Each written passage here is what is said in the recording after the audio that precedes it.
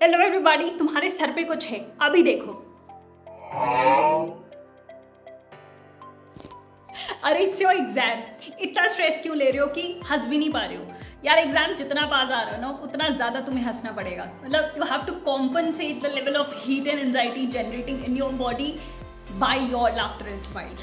Okay, so talking about AFCAT GK, I have tried and complete all important and repeated topics in this video.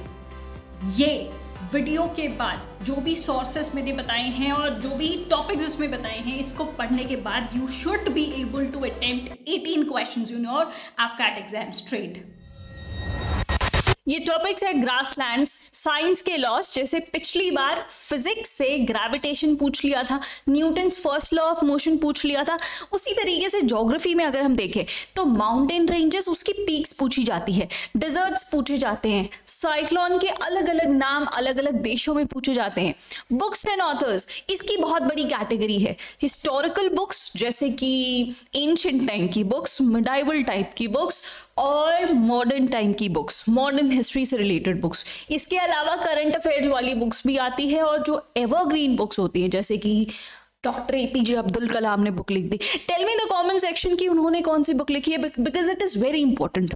देखो, ये history से related book नहीं है और ना ही ये करंट अफेयर्स से रिलेटेड है, but he is so important, missile man of India, कि उनकी लिखी हुई बुक तो हमेशा ही इंपॉर्टेंट रहेंगी। ठीक है, इसके अलावा डिफेंस, स्टैटिक और करंट अफेयर्स, डांसेस, क्लासिकल, फोक, कांग्रेस रिलेटेड थिंग्स, पहली मीटिंग कहाँ हुई, उसके मॉडरेट्स कौन थे, इसके एक्सट्रीमिस्ट कौन थे, important battles in India, first in India, reverse, important days और उसके themes, latitudes, dynasties. This is my favorite. This will be my dynasties कहीं बीच में प्लेस्ड है यार, लेकिन जो स्टोरी लाइन मैंने उसकी नरेट की है जिससे एक्चुअल तुम्हारे क्वेश्चंस बनते हैं वो इनसेन रहने वाली है। मतलब this is not only for your AFCAT GK, this is for your inspiration also.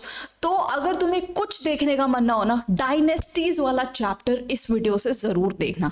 इसके अलावा 1857 का रिवोल्ट, जहां से हम अपना वीडियो भी शुरू करने वाले हैं, vitamins, awards, monuments, international organization, sports, both current affairs and static portion. इसके अलावा निक नेम का भी एक forgot my favourite subject polity. ये सारे अगर टॉपिक्स कर लेंगे तो भाई AFCAT GK पूरा क्लियर हो जाएगा। So this video will be the निचोड़ of everything. Let us start it quick, बहुत कुछ पढ़ना है, राइट? ओके, सो हमेशा की तरह हम शुरुआत करेंगे फ्रीडम फाइटर्स से, क्योंकि ये हमारी एक फंडामेंटल ड्यूटी भी है ना। By this video you can see I am a very good citizen of India and I am fulfilling my fundamental duty. कौन सी वाली फंडामेंटल ड्यूटी? अच्छा, फटाफट याद कर लो, हालांकि ये पॉलिटी में हम ऑलरेडी पढ़ चुके हैं, but still fundamental duty part, जब मैं बोल रही हूँ ना एक पॉज लेके बोल रही हूँ, दैट मीन्स वो पॉज है ताकि तुम अपने दिमाग में तुरंत से क्लिक कर लो। अब स्पीड रिवीजन की जरूरत है। पार्ट 4A, ठीक है, आर्टिकल पॉज दिया है, that means you need to recall in your mind. कोई नोट्स बनाने की जरूरत नहीं है, I will provide you with the PDF, लेकिन सिर्फ PDF से काम नहीं होगा, क्योंकि मेरी ये बकवास सुनना तुम्हारे लिए बहुत ज्यादा इंपॉर्टेंट है। आर्टिकल 51A में ये सारी लिस्टेड है। क्या फंडामेंटल ड्यूटीज ओरिजिनल कॉन्स्टिट्यूशन में थी? नहीं। 42nd अमेंडमेंट एक्ट 1976 के थ्रू ये पार्ट कॉन्स्टिट्यूशन में इंस्टॉल किया गया, उसके थ्रू 10 फंडामेंटल ड्यूटीज इंस्टॉल की गई थी। 11th फंडामेंटल ड्यूटी जो है वो 86th अमेंडमेंट एक्ट 2002 में ऐड की गई थी। डू लेट मी नो, ये 11th फंडामेंटल ड्यूटी है ना, कौन सी है ये भी बता दो, और वो कॉन्स्टिट्यूशन में और कहाँ कहाँ कौन कौन से पार्ट में मेंशन्ड है। ठीक है, AFCAT is going to shoot up at its level this time. तो भाई ये जो ऊट पटांग सवाल मैं पूछ रही हूँ ना, इसके आंसर्स तुम्हें नहीं आते तो you need to search them out. अभी सर्च मत करना, मेक अ नोट और उसमें लिस्ट कर दो कि मुझे ये नहीं पता, मुझे ये नहीं पता, ये नहीं पता। ये जितनी भी चीजें मैं बोल रही हूँ ना, अभी तुम्हें जानना जरूर, एग्जाम से पहले एक बार गो थ्रू करना जरूरी है, because these are important things. तो ऐसे ही मैं 100 चीजें बोलने वाली हूं, तो it is not practically possible कि गूगल करके बार बार देखो, लिस्ट इट आउट, और उसके बाद वीडियो खत्म होने के बाद ये सारा अपने गूगल कर लेना। ठीक है, ओके, स्टार्टिंग विद 1857 का रिवोल्ट। कौन से लीडर ने कहां से प्रोसीड करा था? स्टार्टिंग विद हमारी रानी लक्ष्मीबाई, झांसी की रानी, झांसी से इन्होंने शुरू करा था। मुझे ना इस बार बहुत तगड़ा इंस्टिंक्ट आ रहा है कि कुछ क्वेश्चंस है ना बहुत फार मोर डिटेल्ड होंगे, ठीक है भाई। रानी लक्ष्मीबाई के बारे में इधर उधर की बातें जान लो, इधर उधर की मतलब 360 डिग्री रिवीजन में कराना चाहती हूँ तुम्हारा इस वीडियो में, फास्टेस्ट वे में मैक्सिमम चीजें तुम्हारे दिमाग से पास हो जानी चाहिए ताकि एग्जाम में कंफ्यूज ना हो जाओ। रानी लक्ष्मीबाई, ये इनका जन्म कहाँ हुआ था? वाराणसी में हुआ था। कुछ चीजें मैं नहीं लिख रही हूँ इसलिए पीडीएफ से सिर्फ रिलाई मत करना, watch this video twice at 1.5x, उसके बाद पीडीएफ से गो थ्रू होना, ठीक है। ओके, इनको मनु के नाम से भी जाना जाता था, ठीक है, मनु के नाम से।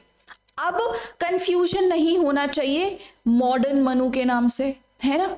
मॉडर्न मनु किसके नाम से, मतलब किसको बुलाया जाता है? डॉक्टर BR अंबेडकर को, ठीक है, डॉक्टर BR अंबेडकर को बुलाया जाता है फादर ऑफ इंडियन कॉन्स्टिट्यूशन, ठीक है। ये पिछली पॉलिटी के वीडियो में मैंने गलती से, मतलब फोटो वही लगी हुई थी, but when you are conducting live कभी कभी इधर उधर हो जाता है तो उसे करेक्ट कर लेना। Father of Indian constitution doctor BR Ambedkar, इतनी बात क्लियर है, ठीक है। झांसी अगर तुम पढ़ रहे हो ना, झांसी से रिलेटेड ये भी बात इंपॉर्टेंट है कि झांसी को हथिया कैसे लिया था? डॉक्ट्राइन ऑफ लैप्स के थ्रू, ठीक है, डॉक्ट्राइन ऑफ लैप्स के थ्रू। अच्छा, ये जो डॉक्ट्राइन ऑफ लैप्स है ये किसने आउट किया था? ये आउट किया था लॉर्ड डेलहौजी ने। लॉर्ड डेलहौजी बहुत इंपॉर्टेंट है क्योंकि इनको मेकर ऑफ मॉडर्न इंडिया भी बुलाया जाता है। He is very very important, और इन्होंने या इसने, whatever you want to say it, इन्होंने बहुत बड़े बड़े काम इंडिया में करे हुए हैं। ही इज लॉर्ड डेलहौजी, ठीक है। इनके कार्यकाल में क्या क्या हुआ है ये एक बार जान लो। सेकेंड एंग्लो सिख वॉर हुआ और पंजाब इनके हाथों में आ गया, ठीक है। बर्मा इनके हाथों में लग गया। एक सेकेंड, ये सेकेंड एंग्लो बर्मीज वॉर इनके टाइम पे हुई। संथल अपराइजिंग इनके टाइम में हुआ। डॉक्ट्राइन ऑफ लैप्स की पॉलिसी ये लेकर आए हैं, और ये बहुत इंपॉर्टेंट है कि डॉक्ट्राइन ऑफ लैप्स के थ्रू ये कौन कौन से रीजन्स को हथिया चुके थे? सातारा को 1848 में, जैतपुर और संभलपुर को 1849 में, उदयपुर को 1852 में, झांसी को 1853 में, नागपुर और अवध को 1854 और 1856 में ये हथिया चुके थे, ठीक है। यही वो थे जिन्होंने बॉम्बे और थाने की रेलवे लाइन इंस्टॉल करी थी। अच्छा, एक और क्वेश्चन आएगा, हालांकि पुराने टाइम पे बहुत बार आ चुका है, but you never know, first railway in India ये कहां से कहां तक था? ये कहां से कहां तक था? मैं बीच में गैप दे रही हूं ताकि तुम्हारे दिमाग में ये आ जाना चाहिए। 1853 में शुरू हुआ था, 32 किलोमीटर्स की ये लाइन थी। कहां से कहां तक? बॉम्बे से थाने तक। कहां से कहां तक? बॉम्बे से थाने तक, ठीक है। देखो, इसमें ईयर, प्लेस और लेंथ तीनों चीजें इंपॉर्टेंट है। वुड्स डिस्पैच इन्होंने शुरुआत की थी, इंग्लिश स्कूल्स और कॉलेजेस की इन्होंने शुरुआत की थी, टेलीग्राफ लाइंस की शुरुआत इन्होंने करी थी। अब ये भी क्वेश्चन पूछा जाएगा कि फर्स्ट टेलीग्राफ लाइन कहां से शुरू हुई थी? फर्स्ट टेलीग्राफ लाइन ये शुरू हुई थी आगरा से कलकत्ते तक, ठीक है, आगरा से कलकत्ते तक 800 माइल्स, और फिर इसी लाइन को एक्सटेंड करके मद्रास तक एक्सटेंड किया गया था, ठीक है, इन द ईयर ऑफ 1854। तो जितनी भी मॉडर्न चीजें इंडिया में है, he is known as architect of modern India also. Ganga canal open किया, विडो रीमैरिज एक्ट इन्होंने लाया। इसके अलावा he is also known for banning female foeticide. ये जो प्रथा थी कि बेटी नहीं चाहिए इसलिए वो गर्भ में ही मार दिया करते थे, ये प्रैक्टिस भी इन्होंने बैन कराई। PWD जो आज के टाइम पे है ना, इसकी शुरुआत भी पब्लिक वर्क डिपार्टमेंट इन्होंने शुरू कराया।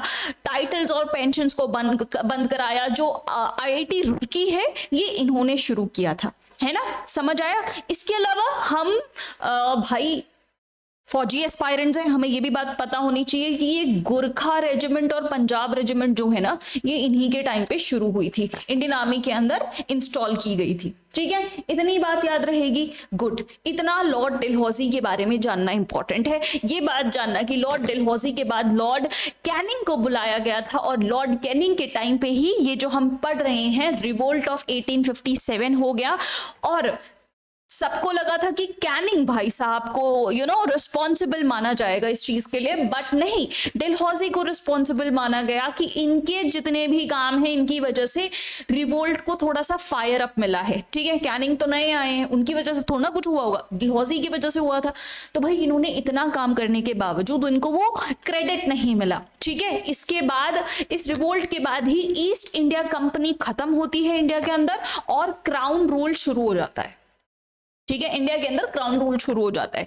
तो भाई फर्स्ट इन इंडिया, हालांकि ये मैं लास्ट में कराऊंगी, लेकिन ये जो हिस्ट्री से रिलेटेड है उसे याद रखो, कैसे कैसे इंग्लिश एडमिनिस्ट्रेशन चेंज हुआ इंडिया को संभालने के लिए। सबसे पहले तो ईस्ट इंडिया कंपनी आई, वो अपने हिसाब से चल रही थी, तब वो ट्रेडिंग में थी, but when it comes to administration उन्होंने गवर्नर ऑफ बंगाल पहले बनाया, जो कि रॉबर्ट क्लिव थे। रॉबर्ट क्लिव से फिर उस पोजीशन को और इंप्रोवाइज किया गया, गवर्नर जनरल ऑफ बंगाल, वो वॉरेन हेस्टिंग्स बने, वॉरेन हेस्टिंग्स। ठीक है, फिर गवर्नर जनरल ऑफ बंगाल से और इंप्रोवाइजेशन हुआ, गवर्नर जनरल ऑफ इंडिया बने। ओके, अब ये बात समझना, governor general of India last कौन से थे? सी राजगोपालाचारी। कैसे? एक मिनट बताती हूँ। देखो, governor general of India last वाले हमारे लास्ट विलियम बेंटिक से शुरू हुआ था, उसके बाद लॉर्ड डलहौजी आए, और लॉर्ड डलहौजी के जाने के बाद जब लॉर्ड कैनिंग आते हैं तभी ये रिवोल्ट शुरू हो जाता है। तब ईस्ट इंडिया खत्म होती है, ईस्ट इंडिया कंपनी खत्म होती है, और viceroy of India, crown rule in India शुरू होता है। वो वाइसरॉय की पोजीशन को बनाते हैं, और पहले वाइसरॉय लॉर्ड कैनिंग बनते हैं। ठीक है, उसके बाद ये फास्ट फॉरवर्ड करते हैं 1947 में। 1947 जब फाइनली इंडिपेंडेंस देने का टाइम आया, तब वाइसरॉय थे लॉर्ड माउंटबेटन। ठीक है, लॉर्ड माउंटबेटन ने जो अपना एक्ट दिया था 1947 इंडियन इंडिपेंडेंस एक्ट, उसके अंदर उन्होंने गवर्नर जनरल की पोजीशन को बनाया, और फिर वो चीज लिखी कि बाद में गवर्नर जनरल ऑफ इंडिया और गवर्नर जनरल ऑफ पाकिस्तान अपने अपनी कंट्री में चेंज हो सकते हैं। तो गवर्नर जनरल की पोजीशन फिर सी राजगोपालाचारी को दी गई। हालांकि पहले इंडिपेंडेंट इंडिया के गवर्नर जनरल माउंटबेटन को ही कहा जाएगा, फिर उन्होंने ये चार्ज इंडियन को दिया, सी राजगोपालाचारी, और उसके बाद ये गवर्नर जनरल की पोजीशन को ही अबैंडन कर दिया गया। समझ आ गई बात? ठीक है, तो भाई इंडिया में कोई वाइसरॉय तो हो नहीं सकता है इंडिपेंडेंस के बाद, तो जो गवर्नर जनरल की पोजीशन थी वो दे दी गई थी। समझ आ गई बात? तो अब कंफ्यूज नहीं होना, first governor general of India कौन है, first governor general of independent India कौन है, first governor general of independent India का इंडियन कौन है, तो ये सारे ही क्वेश्चन बदल जाएंगे, वैसे आंसर भी बदल जाएंगे। समझ आ गई बात? चलो रिवोल्ट पे वापस फोकस करते हैं। लखनऊ से शुरुआत करी थी बेगम हजरत महल ने, बिरजिस कादिर ने, और मौलवी अहमदुल्ला शाह ने। ठीक है, लखनऊ से। ओके, हमने झांसी देखा, लखनऊ देखा, अब हम कानपुर देखते हैं। कानपुर से नाना साहेब और तात्या टोपे ने शुरुआत करी। फरुखाबाद से नवाब तफाजुल हसन खान ने शुरुआत करी। आप इस टाइम पे देख सकते हो कि how Hindu and Muslim leaders were uniting to get it freedom of India, है ना। और जब ये 1857 की बात है, और 90 इयर्स डाउन द लाइन जब 1947 में एक्चुअल इंडिपेंडेंस मिला, तो on what lines we divided? Hindu Muslim, right? ठीक, समझो, ऐसे करके पढ़ोगे ना, इमोशनली थोड़ा सा इन्वॉल्व करके, तो डिस्ट्रैक्ट कम होगे। क्योंकि तुम्हारे दिमाग में अगर तुम मल्टीपल टैब्स खोल के रख रहे हो, मल्टीपल चीजें सोच रहे हो, तो you will B distracted easily. तो इमोशनली इसमें वाइंड अप हो जाओगे अगर, तो डिस्ट्रैक्शंस कम होंगे और चीजें ज्यादा याद रहेगी। दिल्ली से देखें तो मुगल ने क्योंकि मुगल उस टाइम पे बहुत डिक्लाइन हो चुके थे, है ना, मतलब खत्म के बराबर। बहादुर शाह जफर टू और जनरल बख्त खान, इन्होंने दिल्ली से शुरुआत करी। राजस्थान से जयदयाल सिंह, हरदयाल सिंह ने शुरुआत करी। बिहार से अमर सिंह और कुंवर सिंह ने शुरुआत करी। Bihar is in news for lot many reasons. एक तो यहाँ की बर्ड सेंचुरी को ऐड कर दिया गया है ना, यहाँ की बर्ड सेंचुरी का नाम लिखो जिसको रामसार साइट्स में ऐड किया गया है, ठीक है। इसके अलावा यहाँ की Nalanda university was in news. अब मुझे डिटेल कमेंट में लिख के बताओ कि इनके फाउंडर कौन है। देखो प्लेलिस्ट एक है, एफकैट 1 2025 की प्लेलिस्ट एक डिस्क्रिप्शन में है जिसमें मैंने पूरा एफकैट का कंटेंट तुम्हें करा दिया है, जो शॉर्टेस्ट टाइम में देखने लायक है। उसे देख के जाओगे ना, तुम्हारी एक झटके में प्रेपरेशन का लेवल अपग्रेड हो जाएगा। उसमें मैंने एक जगह बता रखा है कि इनके फाउंडर कौन है, इनके डिस्ट्रॉयर कौन है, किसी एक वीडियो में। मुझे वीडियो याद नहीं आ रही क्योंकि हमेशा मैं क्रॉस रिविजन कराते रहती हूँ, है ना। और इनके फर्स्ट डिस्कवरर कौन रहे हैं, नालंदा यूनिवर्सिटी के, ठीक है। इतनी चीज तुम्हें जानने के लिए इंपॉर्टेंट है। Bihar is so much in news, तो ध्यान रखना। ऑलराइट, उसके बाद असम की बात करें, असम की अहोम डायनेस्टी भी न्यूज में है, ठीक है। यहां से रिलेटेड बहुत सारी, असम भी बहुत ज्यादा न्यूज में है, यूनेस्को वर्ल्ड हेरिटेज साइट यहाँ का एड अप हुआ है। इसके अलावा यहाँ पे एक ब्रॉन्ज स्टैचू 125 फीट का, किसका, अहोम डायनेस्टी के कौन से लीडर का रखा गया है, वो भी कमेंट्स में लिखो। इसके अलावा बस 1857 से में असम से कंद परेश्वर सिंह ने अपना कॉन्ट्रीब्यूशन दिया हुआ था, ठीक है। उड़ीसा से बात करें तो सुरेंद्र शाही और उज्जवल शाही। ओके, मुझे ये भी बताओ who is known as lion of Orissa. ये मैं वो क्वेश्चंस पूछ रही हूँ कि भाई आने वाले हैं और हाई प्रोबेबिलिटी क्वेश्चंस, और इसमें से मैक्सिमम क्वेश्चंस मैं तुम्हें करा भी चुकी हूँ। ऑलराइट, चलो अब एक मोस्ट इंटरेस्टिंग पार्ट करते हैं, मॉन्यूमेंट्स और उसके बिल्डर्स। अगेन मैंने पता है बहुत आसान होता है, मॉन्यूमेंट एक जगह लिख दूं और बिल्डर दूसरी जगह लिख दूं और फिर क्लेम भी कर दूं कि भाई मैंने पढ़ाया हुआ आ गया। बट आई डू अंडरस्टैंड कि भाई मुझे टेबल बनाने में ज्यादा टाइम नहीं लगेगा, बोलने में उससे भी कम टाइम लगेगा, बट तुम्हें याद करने में बहुत स्ट्रगल होगा। तो it would be very very unfair कि मैं बस एक टेबल बना के तुम्हें पढ़ा दूं और क्लेम कर दूं कि मेरा पढ़ाया हुआ आ गया। No, I want to show efforts कि तुम्हें याद करने की जो प्रोसेस है उसमें मैं तुम्हें कैसे हेल्पफुल हो सकती हूँ। समझ आ रहा है difference? Yes, monuments of India. सबसे पहले राजधानी से शुरू करते हैं, दिल्ली से।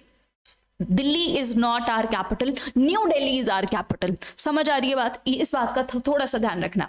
ओके, हौस खास, हौस खास किसने बनवाया? अलाउद्दीन खिलजी ने। Okay, Humayun's tomb, Humayun's tomb बनाया था बानो बेगम ने। जामा मस्जिद शाहजहां ने बनवाया। जंतर मंतर सवाई जय सिंह ने। अच्छा, एक और क्वेश्चन मैं बहुत क्वेश्चन पूछने वाली हूँ आज, मैं बहुत सारे क्वेश्चन पूछने वाली हूँ। जंतर मंतर इंडिया में दिल्ली के अलावा और कहाँ कहाँ है? Do let me no. Moti Masjid Aurangzeb ने बनवाया था। पुराना किला शेरशाह सूरी ने।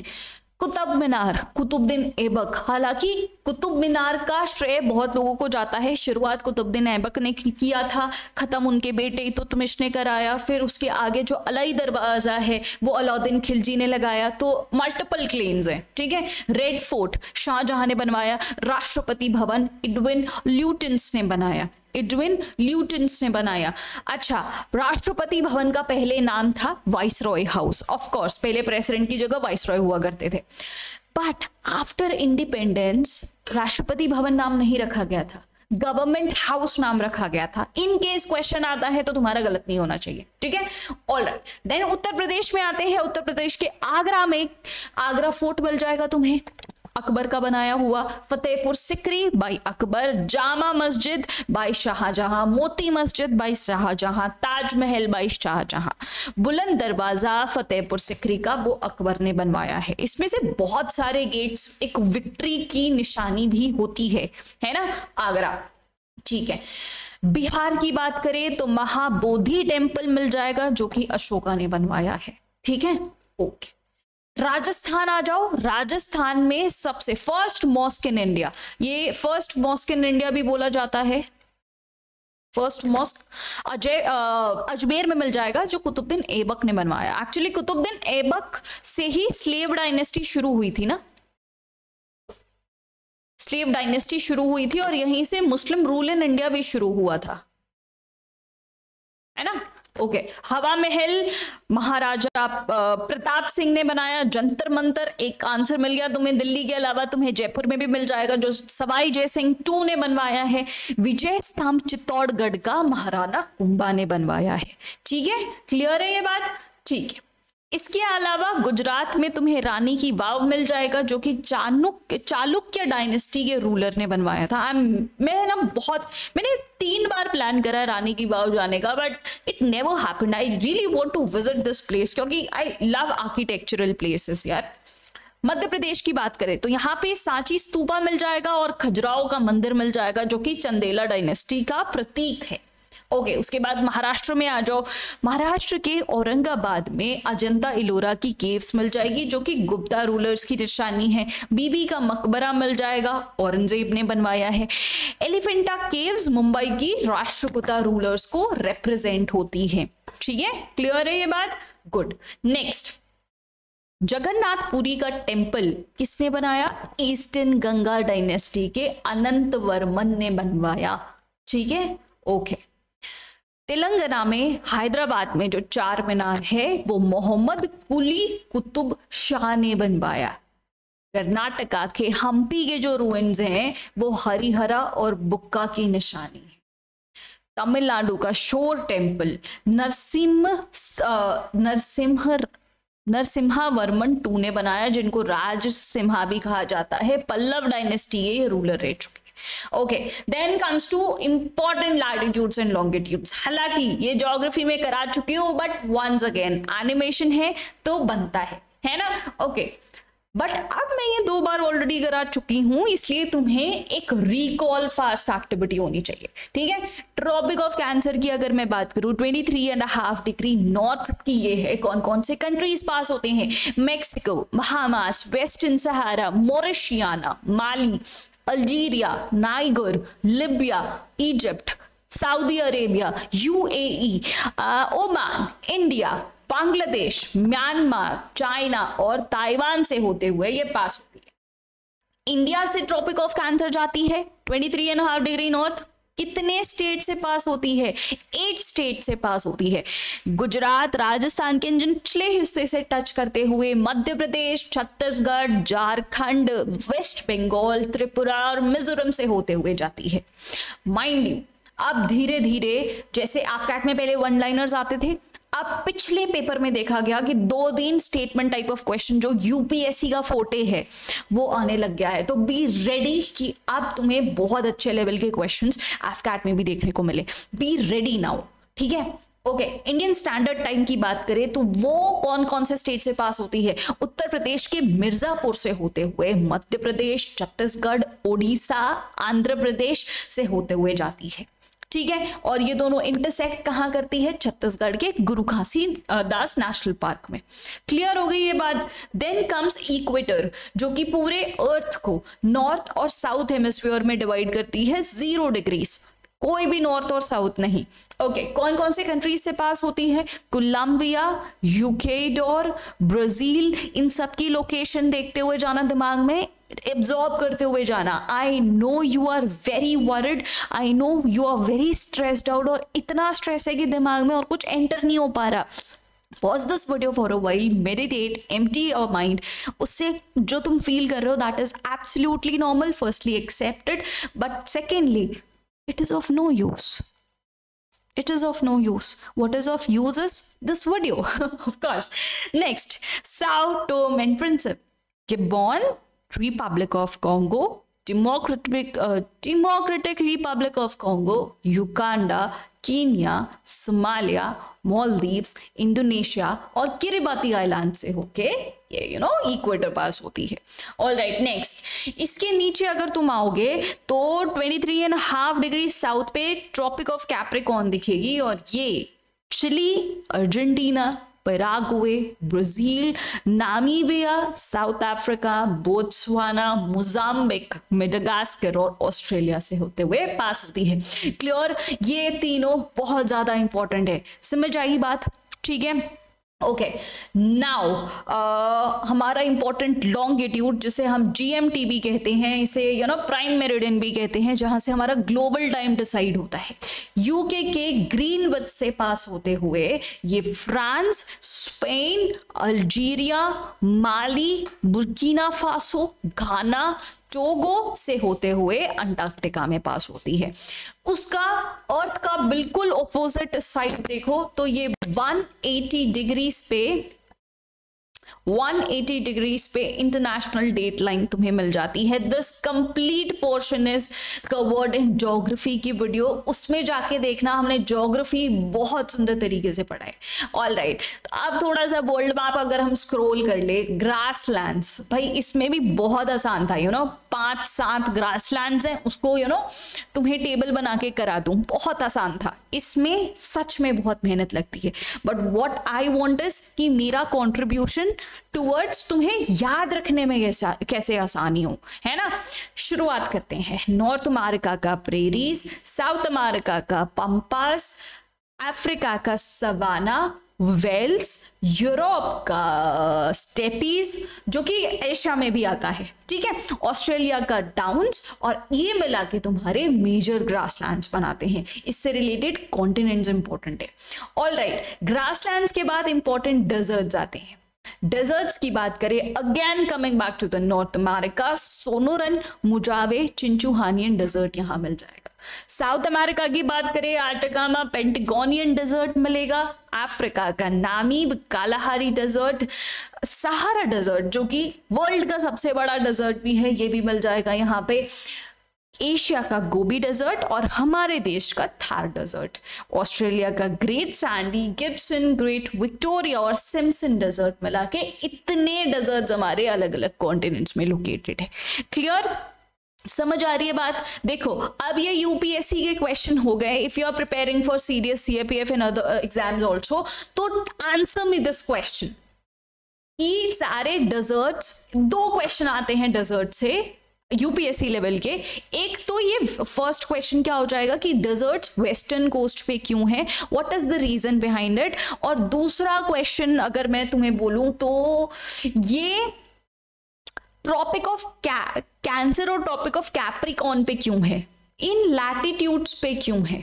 ठीक है, इन दोनों के अलग अलग रीजन हैं। Do let me know in the comment section so that I get to know कि कितने लोग सीडीएस और सीएपीएफ की तैयारी भी कर रहे हैं। Good good. उसके बाद आते हैं माउंटेन रेंजेस और इंपॉर्टेंट पीक्स पे। Again coming back to North America, North America की जो रॉकीज माउंटेन रेंजेस है उसका सबसे हाईएस्ट पीक है माउंट इल्बर्ट। Mount Elbert. अब ये क्वेश्चन अदर वे अराउंड भी आ सकता है कि माउंट इल्बर्ट कौन से कॉन्टिनेंट पे लोकेटेड है। ठीक है, ओके। देन अपैलेचियन माउंटेन रेंजेस जो है उसका हाईएस्ट पीक माउंट मिशेल है, माउंट मिशेल। और ऑल टुगेदर पूरे कॉन्टिनेंट का हाईएस्ट पीक की बात करें तो इट इज माउंट देनाली, जिसको माउंट मैकिनली भी कहा जाता है। माइंड इट, इसका ऑल्टीट्यूड भी थोड़ा सा ध्यान में रखना, लगभग 6000 मीटर लंबी पहाड़ी है ये। Okay, now coming to the South America, Andes mountain ranges, और ये एपकैट का क्वेश्चन रह चुका है। एंडीज माउंटेन रेंजेस का हाईएस्ट पीक है अकान का कुआ, जो कि पूरे कॉन्टिनेंट का हाईएस्ट पीक है। ये लगभग 7000 मीटर की है। ठीक है, लगभग करके याद रखा करो, तुम्हारा दिमाग इंडियन दिमाग है, लगभग ज्यादा याद रखता है, एक्यूरेसी थोड़ी सी गड़बड़ा जाती है ना। Alright, coming back to Africa. Africa में तुम्हें ड्रिंकिंसबर्ग माउंटेन मिलेगा, जिसकी हाईएस्ट पीक है Mount Lesotho. Lesotho. Atlas mountain ranges है, उसका जो हाईएस्ट पीक है वो माउंट टॉबकाल है, माउंट टॉबकाल।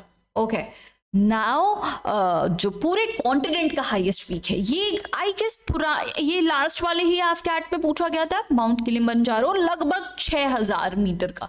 अब देखो, आई एम वेरी श्योर तुम्हें याद होगा कि जो माउंट देनाली था वो 6000 से थोड़ा ऊपर था, माउंट किलिमंजारो 6000 से थोड़ा कम है, और जो साउथ अमेरिका का हाईएस्ट था अकान का कुआ वो 7000 से थोड़ा कम है ना। When you involve yourself so much into it emotionally, spiritually, logically, तब तुम्हारे distractions हट जाते हैं, ठीक है। जब मैं साइलेंटली ऐसे पढ़ रही होती हूँ ना, मेरे दिमाग में बहुत सारी चीजें एट वन गो चलती रहती है, यार इसका क्या होगा, उसका क्या होगा, रणवीर अल्हापादिया को अब जेल होगी या नहीं होगी, समय रैना का शो बंद हो जाएगा या नहीं, अब सो मेनी थॉट्स। मतलब तुम्हारा दिमाग is being controlled by social media now. इतनी बार एक चीज देखने के बाद तुम्हारे दिमाग में वो चीज घूमने लग जाती है ना। Alright, so what I was talking about is involve yourself completely into what you are doing. Okay, एक और स्टोरी है इससे रिलेटेड, लेकिन थोड़ी देर बाद बताऊंगी। फिर आते हैं यूरोप में। यूरोप में अल्प की पहाड़ियां आपको मिल जाएगी, जिसका हाईएस्ट पॉइंट है माउंट ब्लैंक। उसके बाद कॉकेशियन माउंटेन रेंजेस मिल जाएंगे, जिसका हाईएस्ट पॉइंट है माउंट एल्बरूस। और यूराल माउंटेन रेंजेस हैं जो कि यूरोप और एशिया को अलग करती है, उसका हाईएस्ट पॉइंट है नारोदायना। ऑलराइट, उसके बाद अल्ताई माउंटेन्स मिल जाएंगे एशिया में, और फिर हिमालयास मिल जाएंगे, जो कि पूरे वर्ल्ड के हाईएस्ट माउंटेन पीक को सर्कल करता है, that is Mount Everest 8848 metre and still growing. फिर नीचे आ जाओ, ऑस्ट्रेलिया में ग्रेट डिवाइडिंग रेंज मिल जाएगी, और इसका हाईएस्ट पॉइंट है माउंट कॉन्सियुस्को, ठीक है, 228 मीटर्स। काफी छोटी पहाड़ी, इसकी हाईएस्ट पीक है। So these are all your mountain ranges, उसकी हाईएस्ट पीक और कॉन्टिनेंट का हाईएस्ट पॉइंट। आई होप अब तुम्हें, देखो मेरे लिए कितना ज्यादा आसान होता कि मैं तुम्हें वन गो एक पेज में ये करा देती, है ना, बट ऐसे करके याद रखोगे तो तुम्हें आसानी हो जाएगी। मुझे तो बहुत ज्यादा मेहनत लगेगी, but it will be very easy for you to recall, है ना, समझ आई बात। उसके बाद आती है बात रिवर्स की। देखो आई थिंक अब मुझे चीजें रिपीट नहीं करनी चाहिए, because this has already been repeated. ये ज्योग्राफी की वीडियो है, ये क्या है, ये जो डिस्क्रिप्शन में मैंने तुम्हें लिंक दिया है ना, उसके अंदर ही तुम्हें ज्योग्राफी की वीडियो भी मिल जाएगी। इस पे हमने इंडियन ड्रेनेज सिस्टम को तो अच्छे से देखा है, पूरा अच्छे से देखा है। इसके अलावा हमने वर्ल्ड की रिवर्स और उसके सिटीज को भी देखा है। तो आई गेस यू शुड, अगर तुमने कोई भी वीडियो मिस करी है ना, I am telling you, exam देने मत जाना, मतलब देने से पहले तुम इसको खत्म जरूर कर लेना, ठीक है। देखो कितने अच्छे से हर एक ट्रिब्यूटरी को, हर एक ओरिजिन पॉइंट को मैंने बहुत अच्छे से समझाया हुआ है ना। तो चलो ये तुम कर लोगे, ये तुम देख लोगे, गुड। हम चलते हैं, yes this is my favourite point. Okay, let me tell you the story now this is the story time. Firstly go through the timeline, ताकि तुम्हारे दिमाग में बातें क्लियर हो, ठीक है। ये क्या है, एक सेकेंड या इस पॉइंट पे ये बिफोर सेंचुरी है, ये आफ्टर सेंचुरी है, मतलब यहां पे जीसस क्राइस्ट का जन्म हुआ था, ठीक है। जीसस क्राइस्ट के जन्म के हिसाब से हमने टाइमलाइन को थोड़ा सा स्ट्रीमलाइन किया हुआ है। Common era, CE is common era, ठीक है। जीसस क्राइस्ट के जन्म के बाद से कॉमन ईरा शुरू होता है। It is just like the number system, यहां से 0 शुरू होता है, उससे पहले जितना भी था -1 -2 -3 था, अब इट विल बी 1 2 3, ऐसे करके हम 2025 तक पहुंचेंगे, ठीक है।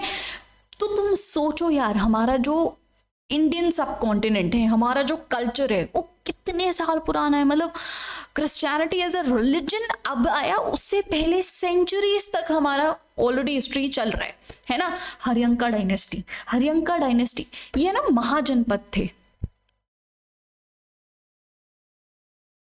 महाजनपद में एक जनपद बहुत बड़ा था, मगध,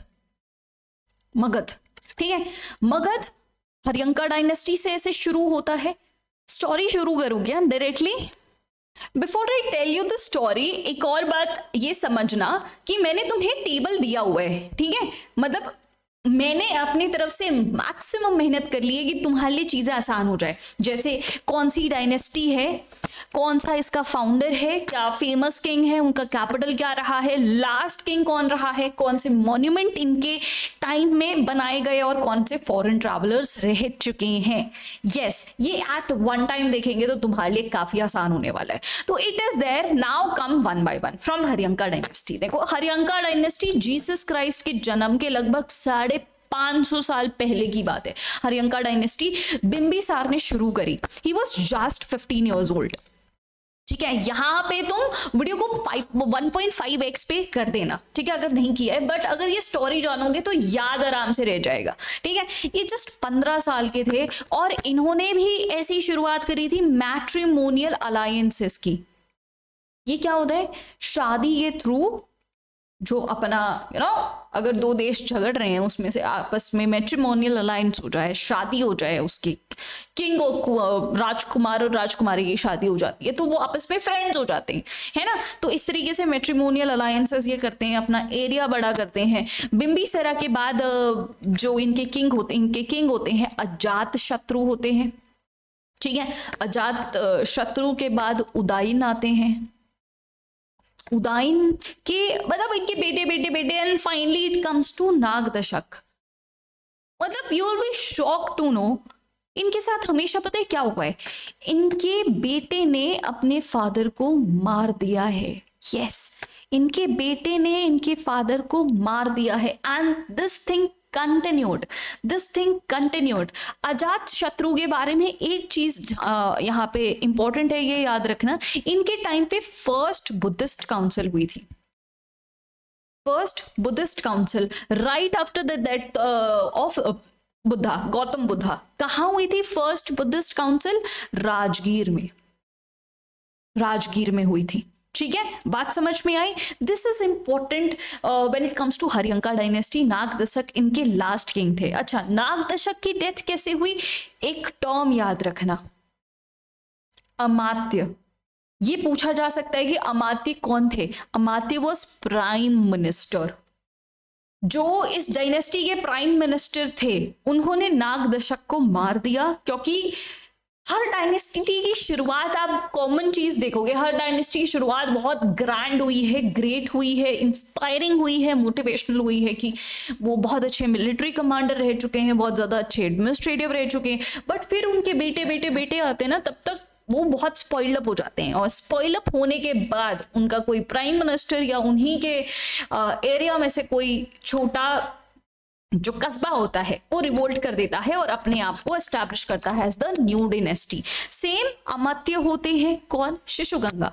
शिशुगंगा ने नाग दशक को मार दिया और ये एस्टैब्लिश करते हैं Shishunaga dynasty. Again he was so good, बहुत अच्छे मिलिट्री कमांडर थे ये Shishunaga, he was very good. उसके बाद उनके बेटे आते हैं कालशोगा आते हैं। ये अपने टाइम पे सेकेंड बुद्धिस्ट काउंसिल कराते हैं। ठीक है, ये सेकेंड बुद्धिस्ट काउंसिल कराते हैं लगभग गौतम बुद्धा के डेथ के 100 साल बाद। कहां कराते हैं? वैशाली में। ठीक है, इन बिहार। ओके, काल अशोका के बहुत बाद में लास्ट रूलर आते हैं महानंदिन आते हैं। अच्छा, इनकी एक बहुत अच्छी स्टोरी है।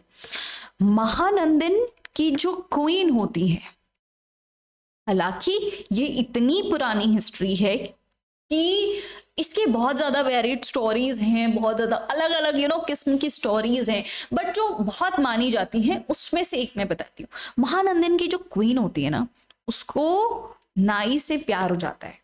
ठीक है, जो डायनेस्टी के नाई होते हैं, नाई इज बार्बर, ठीक है, उस बार्बर से प्यार हो जाता है। तो ये दोनों कॉन्स्पिरेंसी रचाते हैं कि इसको महानंदिन को मार देंगे। तो महानंदिन को मारने के बाद ये जो नाई होता है, जिसका नाम होता था महापद्मानंदा, ये अपने नाम से डायनेस्टी शुरू कर देते हैं, नंदा डायनेस्टी। और ये जो नंदा डायनेस्टी है वो फर्स्ट नॉन क्षत्रिय डायनेस्टी होती है।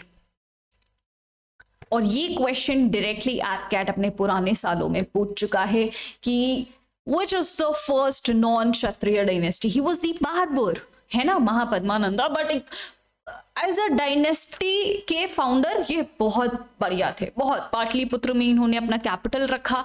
बट वही बात है ना यार, इनके गुजर जाने के बाद, इनके मरने के बाद जो इनके बेटे आए, है ना, दे वर नॉट गुड। लास्ट इनके थे धनानंद का नाम भी इसलिए धनानंद पड़ रहा था क्योंकि ये बहुत ही लालची थे। बहुत टैक्सेशन इन्होंने रख चुका था, बहुत ज्यादा बुरी हालत इन्होंने मतलब जब महापद्मानंदा आए तब प्रजा बहुत खुश थी, बट जब धनानंद तक बात पहुंच चुकी थी तब वो बहुत लालची थे, बहुत लालची थे। और इन्हीं के दरबार में आए थे चाणक्य, ठीक है, चाणक्य आए थे जिनकी बेइज्जती इन्होंने कर दी थी। एंड देन चाणक्य वो so disappointed to see this, और वो प्रण बना लेते हैं कि ये नंद वंश को तो मैं खत्म करूंगा, है ना, नंद वंश को तो मैं खत्म करूंगा। तो ये तैयार करते हैं किसको, चंद्रगुप्त मौर्य को तैयार करते हैं। ये इनके मेंटर होते हैं, जो चाणक्य हैं, चाणक्य जो है वो उनके मेंटर होते हैं। वो इनको ऐसा तैयार करते हैं, ऐसा तैयार करते हैं कि ये मौर्य डायनेस्टी की शुरुआत कर पाते हैं। मौर्य डायनेस्टी की यार मौर्य डायनेस्टी है ना, ये बहुत एफिशिएंट डायनेस्टी थी। ये देख रहे हो, मतलब मैंने साथ साथ में मैप भी लगाया है इंडियन सब कॉन्टिनेंट का, ताकि तुम्हें पता चले कौन सी डायनेस्टी की क्या क्या औकात थी। See this is your Magadh empire, then this is your Shishunaga empire, this is Nanda empire, and see this Maurya empire. Afghanistan से लेके साउथ इंडियन पेनिनसुला तक इनका राज हुआ करता था। इनके राज की खास बात क्या थी, इंटेलिजेंस विंग, इंटेलिजेंस विंग, ठीक है, ये इनकी खास बात थी। अच्छा, अलेक्जेंडर और इनके ये नंदा डायनेस्टी के टाइम पे क्या हुआ था, अलेक्जेंडर, ये क्वेश्चन आ जाता है कभी कभी, और पोरस का युद्ध भी हुआ था इनके टाइम पे, है ना, ठीक है, झेलम के उस पार, ठीक है। हाँ, इंटेलिजेंस विंग इनकी बहुत खास बात थी, बहुत बहुत खास बात थी, ठीक है। चंद्रगुप्त मौर्य ने जैनिज्म अडॉप्ट किया था, ठीक है। उसके बाद उनके बेटे आते हैं, इनके बेटे कौन, बिंदुसर, बिंदुसर, उनके बेटे आते हैं अशोका, जो बहुत बहुत बहुत ज्यादा चर्चे में होते हैं, क्योंकि इन्होंने अपने सारे भाइयों को मार के खुद अपने आप को एस्टैब्लिश किया था as the king of the dynasty, ठीक है। इनके टाइम के कलिंग के जो वार हैं, कलिंग वॉर, ये बहुत इंपॉर्टेंट है, क्योंकि उसके बाद ही उनको रियलाइजेशन होता है कि ये मैंने क्या कर दिया। और इनके दादा ने तो जैनिज्म अडॉप्ट किया था, बट ये बुद्धिज्म को अडॉप्ट करके अपना पूरा सब कुछ जो इनकी बिलोंगिंग्स होती है वो ये दान में दे देते हैं, बिल्कुल पीसफुल हो जाते हैं, मेडिटेट करने लग जाते हैं, और ऐसे करके इनकी डेथ होती है। मतलब इनका जब रियलाइजेशन होता है that hit him very hard.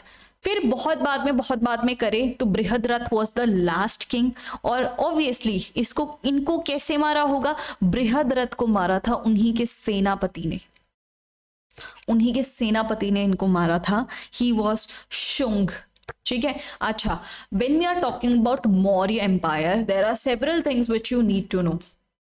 ये जो हम चाणक्य की बात कर रहे हैं ना, इनका लिटरेचर याद रखो, अर्थशास्त्र, ठीक है, इन्होंने अर्थशास्त्र लिखा था। इसके अलावा ये जो मेगास्थनीज हैं, ये ग्रीस से आए हैं। इंडो ग्रीक्स तब बहुत ज्यादा एक्सपांड कर रहे थे, यहाँ से शुरू हो जाएंगे इंडो ग्रीक्स, है ना, ठीक है। मेगास्थनीज ने लिखी थी इंडिका। एक और बात याद रखना, चंद्रगुप्त मौर्य जो थे ना, वो इंडो ग्रीक्स की पावर को जानते थे और इसलिए इनसे दोस्ती बना के रखना चाहते थे, इसीलिए उन्होंने उनकी राजकुमारी से शादी भी करी थी, ठीक है। और फिर मेगास्थनीज आए जिन्होंने इंडिका लिखी, इंडिया के बारे में, ठीक है। और ये जो बिंदुसर की बात मैंने बोली ना, बिंदुसर की बात, ये इन्होंने कहा था कि मैं अमित घृता भी हूं। स्पेलिंग थोड़ी इधर उधर हो गई है, बट समझ जाना, मतलब स्लेयर ऑफ द फोर्स। उन्होंने कहा था कि भाई मैं वो हूं जो 2 सीज के बीच में रूल करता हूं। He was talking about Arabian sea and bay of Bengal, ठीक है। तो ये जो इनके टाइटल्स हैं वो बहुत इंपॉर्टेंट है, हालांकि आगे भी मैंने टाइटल्स बताए हुए हैं, बट स्टिल तुम याद रखना। अशोक ने कहा था कि मैं तो देव नाम प्रिय हूं, देव नाम प्रिय। अशोक की बात करें ना, अशोक ने बहुत सारे पिलर्स बनवाए, ठीक है। देर आर 13 मेजर एडिक्ट्स और there are so many small edicts also. एक सांची स्तूपा है जो कि बहुत फेमस है। अच्छा, इनमें जो लैंग्वेज थी वो डिसाइफर किसने करी? डिसाइफर का मतलब क्या होता है, समझी किसने? तो ये क्वेश्चन भी एफकैट ने पहले पूछ चुका है। जेम्स प्रिंसेप ने पहचानी, ठीक है, जेम्स प्रिंसेप ने पहचानी। इतनी चीजें याद रहेंगी, गुड। आगे चलते हैं। मौर्य के बाद मैंने जैसे बोला कि उन्हीं के सेनापति पुष्यमित्र शुंगा ने उनको मार डाला। अच्छा, इनको मार डाला। उसके बाद ये जो सेनापति वाली जगह थी वो उन्होंने कंटिन्यू करी थी। अच्छा याद रखो, अब हम 180 BCE पर आ चुके हैं, मतलब अभी भी 180 years to go for Jesus Christ birth. देख रहे हो कितना कुछ इंडियन सब कॉन्टिनेंट में ऑलरेडी चल रहा है। ओके, पुष्यमित्र शुंगा ने शुरू करा और इन्हीं के टाइम पे पतंजलि भी आए थे इंडिया में। आए नहीं थे मतलब एग्जिस्ट कर रहे थे, पतंजलि एग्जिस्ट कर रहे थे। पुष्यमित्र शुंगा के बाद उनके बेटे आते हैं अग्निमित्रा, ठीक है, he was also good, but इनके बाद जितने भी थे वो सारे बैड थे, बस अय्याशी में लगे हुए थे। They did not care about the dynasty. फिर लास्ट में देवभूति आ चुके थे। इनके टाइम पे बारहूत स्तूपा बनाया गया था, बट देवभूति कुछ कर नहीं पाए ज्यादा। तब क्या हुआ, द वेरी सेम थिंग कि जो अमत्य थे, अमत्य, अब तक तुम्हें याद हो जाना चाहिए अमत्य कौन थे, प्राइम मिनिस्टर। इनके जो प्राइम मिनिस्टर थे वो एक साजिश रचते हैं कि एक दासी की बेटी होती है, उनको वो क्वीन बनाकर देवभूति के पास ले जाते हैं और वो उनको जहर दे देते हैं और देवभूति मर जाते हैं। तो फाइनली द अमत्य became the dynasty founder. Vasudeva Kanva dynasty की शुरुआत करते हैं। कानवा डायनेस्टी की शुरुआत सेम पाटलिपुत्र, यहाँ पे तुम्हारी कानवा डायनेस्टी दिख रही है। At the same point of time तुम्हें देखना है साउथ इंडिया में क्या चल रहा है, ठीक है। साउथ इंडिया और नॉर्थ इंडिया हमेशा से सालों से कॉन्ट्रास्ट चल रहे हैं कि वहां पे मैक्सिमम टाइम्स पे डायनेस्टीज अलग रही हैं, इसलिए कल्चरल डिफरेंसेस जो आज तुम नोटिस करते हो ये सालों पहले से चल रहे हैं। तो will also come to the Satavahana dynasty also, ठीक है। तो कानवा डायनेस्टी इस तरीके से चल रही है, बट कानवा डायनेस्टी में the very same thing happened. Susharma जब आए, सुशर्मा आए, इनको किसने मार दिया? The last king Susharman was killed by Simuka. फिर सिमुका को बोला जाता है कि सातवाहना डायनेस्टी के फाउंडर रह चुके हैं, बट यू विल सी ये सातवाहना डायनेस्टी पहले भी एग्जिस्ट कर रही थी, है ना। बट सिमुका ने आकर जो एडमिनिस्ट्रेशन संभाला है, गजब, ठीक है। सातवाहना डायनेस्टी के टाइम पे you will observe matriarchal type of society. Matriarchal क्या होता है? ऑपोजिट बोलूंगे तो समझ आ जाएगा। पेट्रियार्कल मतलब आज पेट्रियार्कल सोसाइटी चल रही है, मतलब society is led by main. लेकिन इस टाइम पे आप मेट्रियार्कल सोसाइटी के ग्लिम्सेस देख सकते हो। क्वीन रूल किया करती थी, है ना। इस टाइम पे यूरोप में गोल्ड ड्रेन तुम ऑब्जर्व करोगे। गोल्ड ड्रेन हो रहा था कि इतना सिल्क वो लोग इंडिया से खरीद रहे थे कि गोल्ड ड्रेन जैसा नजर आ रहा था यहाँ पे। इतने हद तक ये हुआ कि इनको ये बैन करना पड़ा, सिल्क को यूरोप के अंदर बैन करना पड़ा, ठीक है। तो सातवाहना डायनेस्टी बहुत बहुत बढ़िया चल रही थी, बट वही फिर डाउन द लाइन आपके रूलर्स वीक हो जाते हैं, फिर कोई आके तुम्हें रिप्लेस कर देता है। बट मीनवाइल नॉर्थ में कुषाण एम्पायर ग्रो कर रहा था। जो कुषाण्स थे ना, ये भी फॉरेनर्स ही माने जाते थे, है ना, वो भी फॉरेनर्स माने जाते थे। बट कुषाण डायनेस्टी को अच्छी क्यों मानी जाती थी? क्योंकि इन्होंने यहाँ आकर यहाँ का कल्चर एक्सप्लॉइट नहीं करा। वरना आप हमेशा देखोगे जैसे मुगल्स हैं, जैसे ब्रिटिशर्स हैं, उन्होंने यहाँ आकर यहाँ का कल्चर एक्सप्लॉइट कर दिया, अपनी चीजें थोपी, अपने अकॉर्डिंग रूल करा है। बट इन्होंने, ये कुषाण्स ऐसे हैं कि इन्होंने यहाँ आकर यहाँ का कल्चर एक्सेप्ट किया था, उसकी रिस्पेक्ट की थी, है ना, Kushan dynasty. And they are also known for introducing gold coins, है ना, इसलिए भी ये फेमस है। एक और बहुत अच्छे रूलर कनिष्क माने जाते हैं। कनिष्क जो होते हैं उनके टाइम पे 4th बुद्धिस्ट काउंसिल होती है।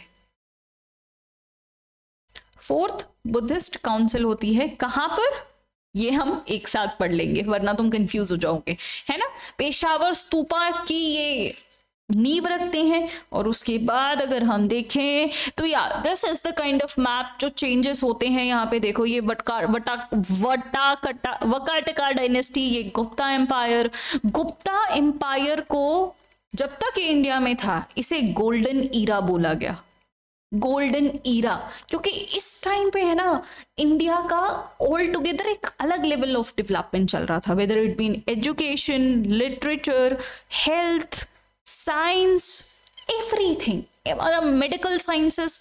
श्री गुप्ता ने इस गुप्त एम्पायर को शुरू करा, गुप्ता एम्पायर ने। उसके बाद जो चंद्रगुप्त वन आए ना, चंद्रगुप्त वन आए ना, इन्होंने तो फुल फ्लेज सब कुछ संभाल लिया बढ़िया तरीके से। चंद्रगुप्त वन ने खुद को नाम दिया था महेंद्र अधिराज। क्या? महाराज धीराज, सॉरी, महाराजा धीराज, ठीक है। चंद्रगुप्त वन। चंद्रगुप्त वन के बाद आते हैं समुद्रगुप्त। कौन आते हैं? समुद्रगुप्त। अच्छा, समुद्रगुप्त को कहा जाता है नेपोलियन ऑफ इंडिया, क्योंकि ये कभी नहीं आ रहे थे किसी से भी। और ये नेपोलियन ऑफ इंडिया का टाइटल इनको किसने दिया था? वी.ए. स्मिथ ने दिया था। किसने? वी.ए. स्मिथ ने, ठीक है। समुद्रगुप्त। समुद्रगुप्त के बाद आते हैं Chandragupta two, Chandragupta the second. हालांकि बोला जाता है चंद्रगुप्त टू के जो बड़े भाई थे पहले इनको रूलर बनाया गया था, but he was not good enough. उनकी वाइफ को भी उनके हारने के बाद जो ऑपोजिट पार्टी थी, ये सिर्फ तुम्हारे अंडरस्टैंडिंग के लिए है, एग्जाम में कोई नहीं पूछेगा, but when you take interest you feel it easy to understand. हाँ, तो चंद्रगुप्त के जो बड़े भाई थे ना, वो हार चुके थे और उनको बोला था कि यार तुम अपनी वाइफ को अगर दे दोगे तो मैं तुम्हें छोड़ दूंगा। तो वो अपनी वाइफ को दे देते हैं, उनको ले जाते हैं सामने वाले ना। कितनी शर्मनाक बात है, मतलब यू सी कितनी आज के टाइम पे भी इतनी शर्मनाक बात है, तो उस टाइम पे तो क्या ही होगी। तो तब चंद्रगुप्त टू सोचते हैं कि नहीं, ऐसे तो कैसे आप हमारे घर की बहू को ले जाओगे। वो वहां जाते हैं, सब कुछ तहस नहस कर देते हैं। वो यहाँ से आए थे, ठीक है। अब मुझे एम्पायर का नाम याद नहीं आ रहा है अभी, बट वो डायनेस्टी के जो रूलर थे उनको जाके हराते हैं, अपने बड़े भाई की वाइफ को लाते हैं, उनसे शादी करते हैं खुद, और फिर पूरा राज संभालते हैं। चंद्रगुप्त टू ये खुद को नाम देते हैं विक्रमादित्य। विक्रमादित्य, ठीक है, विक्रमादित्य नाम देते हैं। अच्छा, इनके टाइम पे एक्चुअली फाहियान आए थे चाइना से, फाहियान आए थे, ठीक है। इनके टाइम पे कालिदास भी थे, हालांकि ये सब हम आगे भी देखेंगे, लेकिन याद रखना इनके टाइम पे कालिदास भी थे, इनके टाइम पे आचार्य दिनांग भी थे, अमर सिन्हा भी थे। तो ही इज वेरी इंपॉर्टेंट। इनके टाइम पे इंडिया ने बहुत डेवलप करा। चंद्रगुप्त टू के बाद कुमारगुप्त आते हैं, कुमारगुप्त दी फर्स्ट आते हैं, जिन्होंने खुद को क्या बुलाया? महेंद्र आदित्य। इन्होंने खुद को बुलाया कि मैं महेंद्र आदित्य हूं, ठीक है। यही वो थे जिन्होंने नालंदा यूनिवर्सिटी शुरू की, ठीक है। एक होमवर्क मैंने ही करा दिया तुम्हें, यस, नालंदा यूनिवर्सिटी की शुरुआत करी। इनके टाइम पे भी कालिदास थे। कालिदास को शेक्सपियर ऑफ इंडिया कहा जाता था, शेक्सपियर ऑफ इंडिया, ठीक है। तो इसके बाद आते हैं स्कंदगुप्त, ठीक है। इनके टाइम पे आते हैं स्कंदगुप्त। और तब हुनास जो थे ना, ये ट्राइब थी, ये इसका खतरा बहुत बढ़ गया था। तो इसके बाद जितनी भी लेटर गुप्तास थे ना, इन्होंने बहुत ये थोड़ा खत्म से हो गए थे, है ना। बाकी ओवरऑल याद रख सकते हो कि सिंह और फाहियान चाइना से यहाँ पे आए थे और इन्होंने बहुत सारे लिटरेचर वर्क भी लिखे हुए हैं। क्लियर? अच्छा, अब कुछ और इंपॉर्टेंट बात कर ले। गुप्ता एम्पायर में ही आर्यभट्ट आए थे, है ना। Aryabhata was the great mathematician. उन्होंने आर्यभट्टिया लिखा, उन्होंने सूर्य सिद्धांत दिया, इन्होंने सूर्य सिद्धांत दिया, ठीक है। ओके, आर्यभट्टिया में ही describe the placing value of the first 9 numbers and use of zero, है ना। इन्हीं ने जीरो का कंसेप्ट भी दिया था, है ना। सूर्य सिद्धांता में उन्होंने बता दिया जो अर्थ है वो सन के अराउंड घूमता है और अदर वे अराउंड नहीं होता है, ठीक है। इन्हीं के टाइम पे वराहमिहिर भी आए,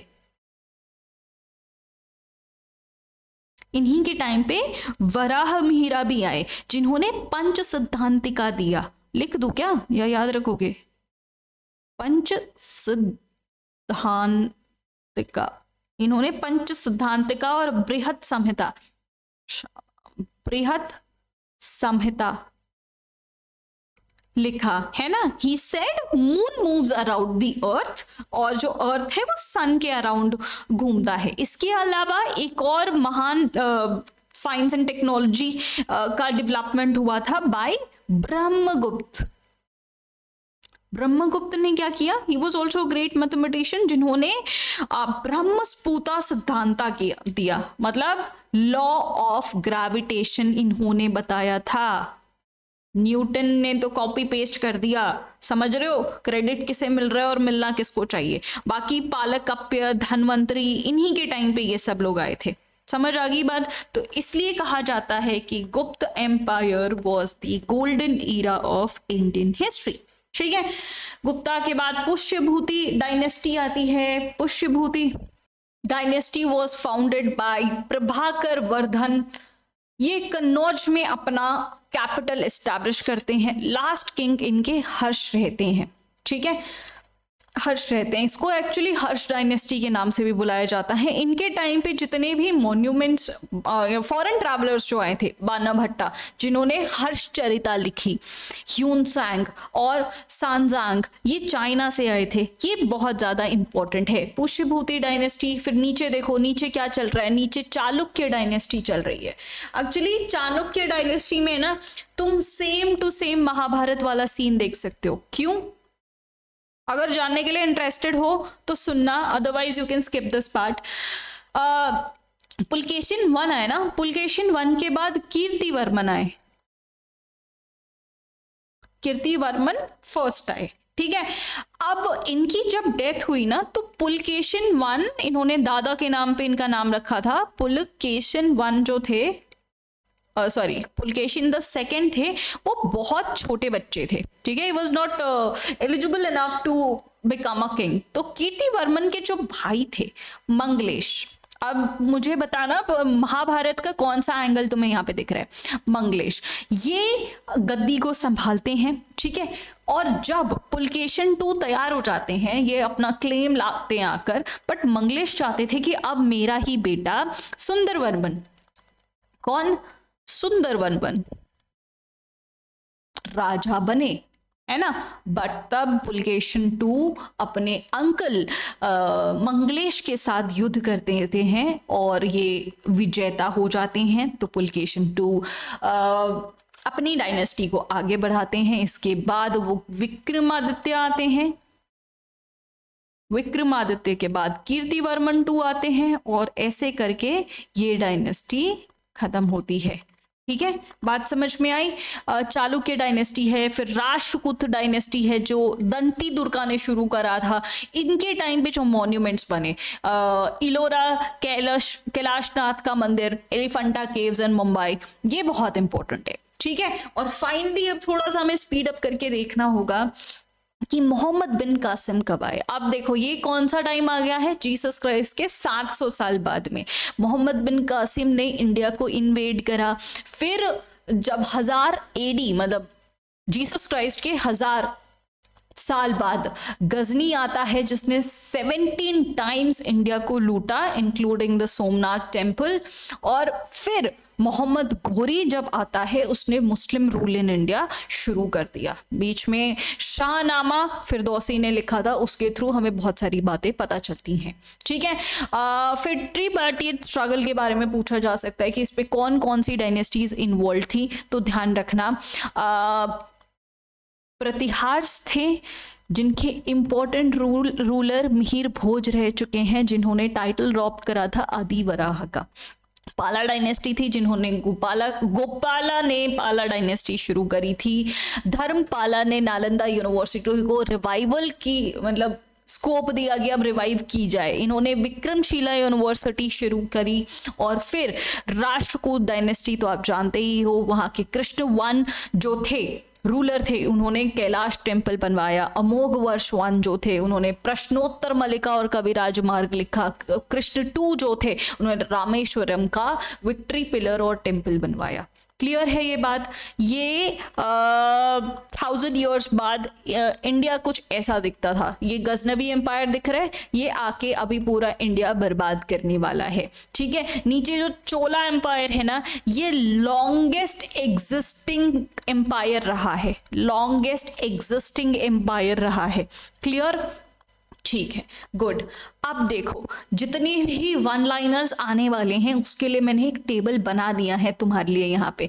जो लास्ट के जितने भी थे यहाँ पे, जैसे पाला dynasty, Hoysala dynasty, Chandela dynasty, Ghaznavi dynasty, है ना, शुरुआत तो महमूद ऑफ गजनी ने ही करी थी। फिर स्लेव डायनेस्टी की शुरुआत कुतुबुद्दीन ऐबक ने करी और लास्ट किंग उसका ये रहा था। फिर खिलजी आए, जलालुद्दीन खिलजी ने इसकी शुरुआत करी, खुसरो खान ने खत्म करी। उनके टाइम पे जितने भी फॉरेन ट्रैवलर्स हैं, मॉन्यूमेंट्स बने हैं, Tughlaq dynasty, Lodi dynasty, then Mughal, then Vijayanagara empire, ये ऐसी यहाँ के सारे फॉरेन ट्रैवलर्स का नाम याद रख लेना, कौन सी कंट्री से आए थे और किसके टाइम पे आए थे। समझ आ रहा है? The homework which I have done, are you realising it? I hope so. चलो आते हैं इंपॉर्टेंट बैटल्स पे। ये भी प्योर रटने वाली चीज है, बट सुनते सुनते करोगे तो ज्यादा याद रहेगा। First, battle of Tarain, Prithviraj Chauhan और मोहम्मद घोरी के बीच में हुआ, जिसमें पृथ्वीराज चौहान जीत चुके थे। बट घोरी कहाँ चुप बैठने वाला था, वो दूसरी बार आया और दूसरी बार पृथ्वीराज चौहान को हरा दिया उसने, और तब से इंडिया की दुर्गति शुरू हो गई थी। फिर बैटल ऑफ चंदवार होता है जयचंद के साथ घोरी का ही। ठीक है, फिर फर्स्ट बैटल ऑफ पानीपत कब होता है? 1526 में, जिससे लोधी डायनेस्टी खत्म हो जाती है और मुगल एम्पायर शुरू हो जाता है। इब्राहिम लोधी वर्सेस बाबर की थी।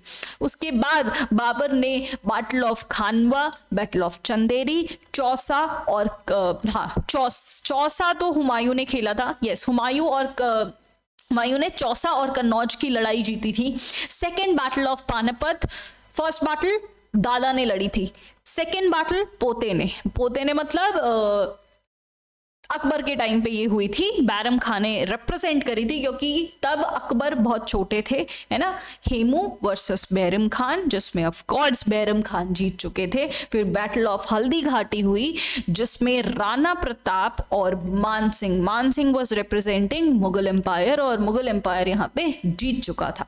ठीक है, फिर battle of Badera is very very important, जिससे डच रूल इन इंडिया खत्म हो गया था। जितने भी छोटे मोटे प्लेसेस पे डच रूल किया करते थे वो खत्म हो जाता है आफ्टर बैटल ऑफ बदेरा, जिसमें ब्रिटिश जीत जाते हैं। ट्रीटी ऑफ अचायन, ये फर्स्ट कार्नेटिक वॉर के बाद होता है। इंग्लिश और फ्रेंच के बीच में जो कार्नेटिक वॉर्स होते हैं, first concludes with treaty of Aachen. ठीक है, फिर treaty of Pondicherry second war के साथ होती है। Treaty of Paris third war के साथ होती है। इतनी चीज तुम्हें याद होनी चाहिए। फिर बैटल ऑफ प्लासी होता है। Battle of Plassey east India company और सराजुद्दौला के बीच में होता है। ये जो प्लासी की लड़ाई होती है, ये कब होती है? 1757 में। ठीक है, जब ब्रिटिश अपना ट्रेडिंग से इवॉल्व होकर एडमिनिस्ट्रेशन के अंदर घुसना चाहते थे। फिर ट्रीटी ऑफ अलीनगर होता है। फिर बैटल ऑफ बक्सर कब होता है? 1764 में होता है। ठीक है, उसमें हारने के बाद ट्रीटी ऑफ इलाहाबाद होता है, जिससे ब्रिटिशर्स फुल फ्लेज इंडिया में रूल करने लगते हैं। नवाब ऑफ अवध मुगल एम्परर को हराने के बाद ईस्ट इंडिया कंपनी जीत चुकी थी। फिर ट्रीटी ऑफ सालबाई से फर्स्ट एंग्लो मराठा वॉर खत्म हुआ। ट्रीटी ऑफ बसाइन से सेकेंड एंग्लो मराठा वॉर खत्म हुआ। ट्रीटी ऑफ मद्रास और मैंगलोर से मैसूर खत्म हुआ। ठीक है, ये सारी ट्रीटी किसके साथ हुई थी, ये ज्यादा जरूरी है। फिर आता है जैनिज्म और बुद्धिज्म। इसके वो पॉइंट्स जो एफकैट के फेवरेट है वो मैं बता देती हूँ। बुद्धिज्म, जैनिज्म, इनके फाउंडर कौन रहे हैं? बुद्धिज्म। अच्छा, ये साथ में क्यों? क्योंकि यहाँ पे बहुत कंफ्यूजन हो जाता है, दोनों रिलीजन में थोड़ा सा कंफ्यूजन हो जाता है। जैसे ऑफ कोर्स फाउंडर में तो कंफ्यूजन नहीं होगा। Founder of Buddhism is Gautam Buddha, जिनको साक्य मुनि, थातागाता भी कहते हैं। लोटस और बुल से इनको रिप्रेजेंट किया जाता है। नेपाल के लुम्बिनी में इनका जन्म होता है। इनसे रिलेटेड कुछ बहुत इंपॉर्टेंट टर्म्स हैं।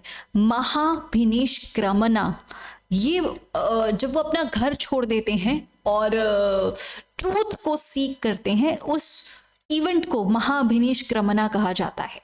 फिर ये मेडिटेशन सीखते हैं आलार कलम से। निर्वाणा इज रिप्रेजेंटेड जब वो मेडिटेट करके एनलाइटनमेंट पाते हैं अंडर बोधि ट्री। धर्म चक्र परिवर्तन जब ये अपना फर्स्ट लेक्चर देते हैं वाराणसी, एक व्हील से रिप्रेजेंट किया जाता है। और फाइनली परिनिर्वाणा जब उनकी डेथ हो जाती है, उस इवेंट को रिप्रेजेंट किया जाता है। 4 बुद्धिस्ट काउंसिल हुए थे। फर्स्ट काउंसिल आपका अजात शत्रु के टाइम पे हुआ था, याद होगा, मगध एम्पायर, वो हरियंका डायनेस्टी, राजगृह में। सेकेंड कालाशोका के टाइम पे हुआ था वैशाली में। थर्ड अशोक के टाइम पे हुआ था पाटलिपुत्र में। और फोर्थ वन हुआ था कनिष्क के टाइम पे, कानवा डायनेस्टी, इंदी कश्मीर। जैनिज्म की अगर बात करो, जैनिज्म के फाउंडर रहे हैं वर्धमान महावीर, जो कि वैशाली में इनका जन्म हुआ था। ठीक है, ये वेदास में बहुत ज्यादा बिलीव नहीं करते हैं। अच्छा, you need to know something about Vedas too, रुको अभी थोड़ी देर बाद बताऊंगी। कैवल्य मतलब इन्होंने सुप्रीम नॉलेज, एनलाइटनमेंट 42 इयर्स की एज में लिया था। फर्स्ट काउंसिल हुआ था स्थूलभद्र के टाइम पे पाटलिपुत्र में। सेकेंड काउंसिल होता है देवर्धि श्यामाश्रमणा के टाइम पे वल्लभी के अंदर। और इनके तीर्थंकर याद रखना, फर्स्ट तीर्थंकर ऋषभदेव थे, 23rd वॉज पार्श्वनाथ और 24th वॉज वर्धमान महावीर। ठीक है। अच्छा, वेदा के बारे में what was I was saying, क्या बोल रही हूँ मैं, वेदास के बारे में मैं क्या कह रही थी कि कौन सी चीज़ कहाँ से डिराइव की गई है, ये इंपॉर्टेंट है। और इसे लिख लिख के कराने से बेटर है मुझे कमेंट सेक्शन में याद करा देना। I will add that up in the PDF कि कौन सी चीज़ कौन से वेदास से ली गई है। कमेंट सेक्शन में लिखना, मेरे दिमाग से वरना निकल जाएगा। ठीक है, ऑल राइट। फिर आता है सोशो रिलीजियस मूवमेंट्स। अलग अलग टाइम पे अलग अलग ऑर्गेनाइजेशंस शुरू करे गए टू अचीव टारगेट। जैसे आत्मीय सभा की शुरुआत करी थी राजा राममोहन रॉय ने कलकत्ता से 1815 के टाइम पे, है ना, Raja Rammohan Roy. Young Bengal movement, Henry Vivian Derozio ने इसकी शुरुआत करी। हालांकि ये सारी चीजें काफी फैक्चुअल है और इसे 2 से 3 टाइम अगर रीड करोगे तो याद रहेगा, बट एक बार सुन लो, क्या पता इससे याद रह जाए। धर्म सभा की शुरुआत करी राधाकांत देव ने। तत्वबोधिनी सभा देवेंद्र नाथ टैगोर। अच्छा, इससे मुझे याद आ रहा है कि first ICS officer from India कौन था, कमेंट्स में बताओ। इंडिया से फर्स्ट ICS किसने पास करा था? ठीक है, ओके। परमहंस मंडली शुरुआत करा था दादोबा पांडुरंग जी ने। ब्रह्मो सभा ऑफ इंडिया, इसीलिए मैं कह रही थी थोड़ा सा ध्यान रखो, PDF में हम थोड़ा सा नजरअंदाज कर देते हैं। ब्रह्मो समाज अलग है, ब्रह्मो समाज ऑफ इंडिया अलग है। ये केशव चंद्र सेन ने शुरू किया था। प्रार्थना सभा डॉक्टर आत्माराम पांडुरंग ने शुरू करा था। आर्य समाज स्वामी दयानंद ने शुरू करा। थियोसॉफिकल सोसाइटी कर्नल ओलकॉट और HP बलात्सवी ने शुरू करा। साधारण ब्रह्मो समाज आनंद मोहन बोस ने शुरू करा। ठीक है। Deccan educational society GG Agarkar ने, रामकृष्ण मिशन स्वामी विवेकानंद ने, servants of Indian society Gopal Krishna Gokhale. अच्छा, मुझे एक और बात बताओ, इंडियन बुरके किसको कहा जाता है? फटाफट, इंडियन बुरके किसे कहा जाता है? एक बात ध्यान रखना, ये हमेशा से कोइंसिडेंस हुआ है या पता नहीं, when ever I ask you something, वो उसमें से कुछ ना कुछ तो एग्जाम में पूछा जाता है, तो डोंट टेक द रिस्क। जो मैं पूछ रही हूं नहीं पता, गूगल करना है तुम्हें। समझ में आई? सेवा समिति, ये HN कुंजरू ने शुरू करा, who is also founder of NCC in India. ठीक है, और NCC का मोटो क्या है ये भी याद रखना है, यूनिटी एंड डिसिप्लिन।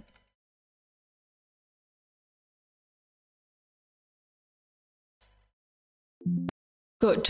अब देखते हैं कांग्रेस के एक्सट्रीमिस्ट। एक्सट्रीमिस्ट मतलब क्या है? एक्सट्रीमिस्ट जिनको लगता है कि आजादी ऐसे ही नहीं मिल सकती, you have to ask for. Ask का मतलब यू हैव टू छीन लेना उसको, यू नो, ग्रैब इट।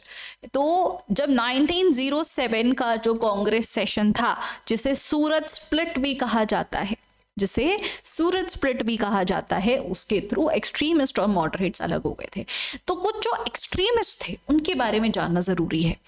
लाल बाल पाल एंड अरविंदो घोष ये कुछ फेमस एक्सट्रीमिस्ट है। लाला लाजपत राय को लायन ऑफ पंजाब या पंजाब केसरी के नाम से भी बुलाया जाता है, जिसने नेशनल स्कूल एट लाहौर शुरू करा था आर्य समाज से इंस्पायर होकर।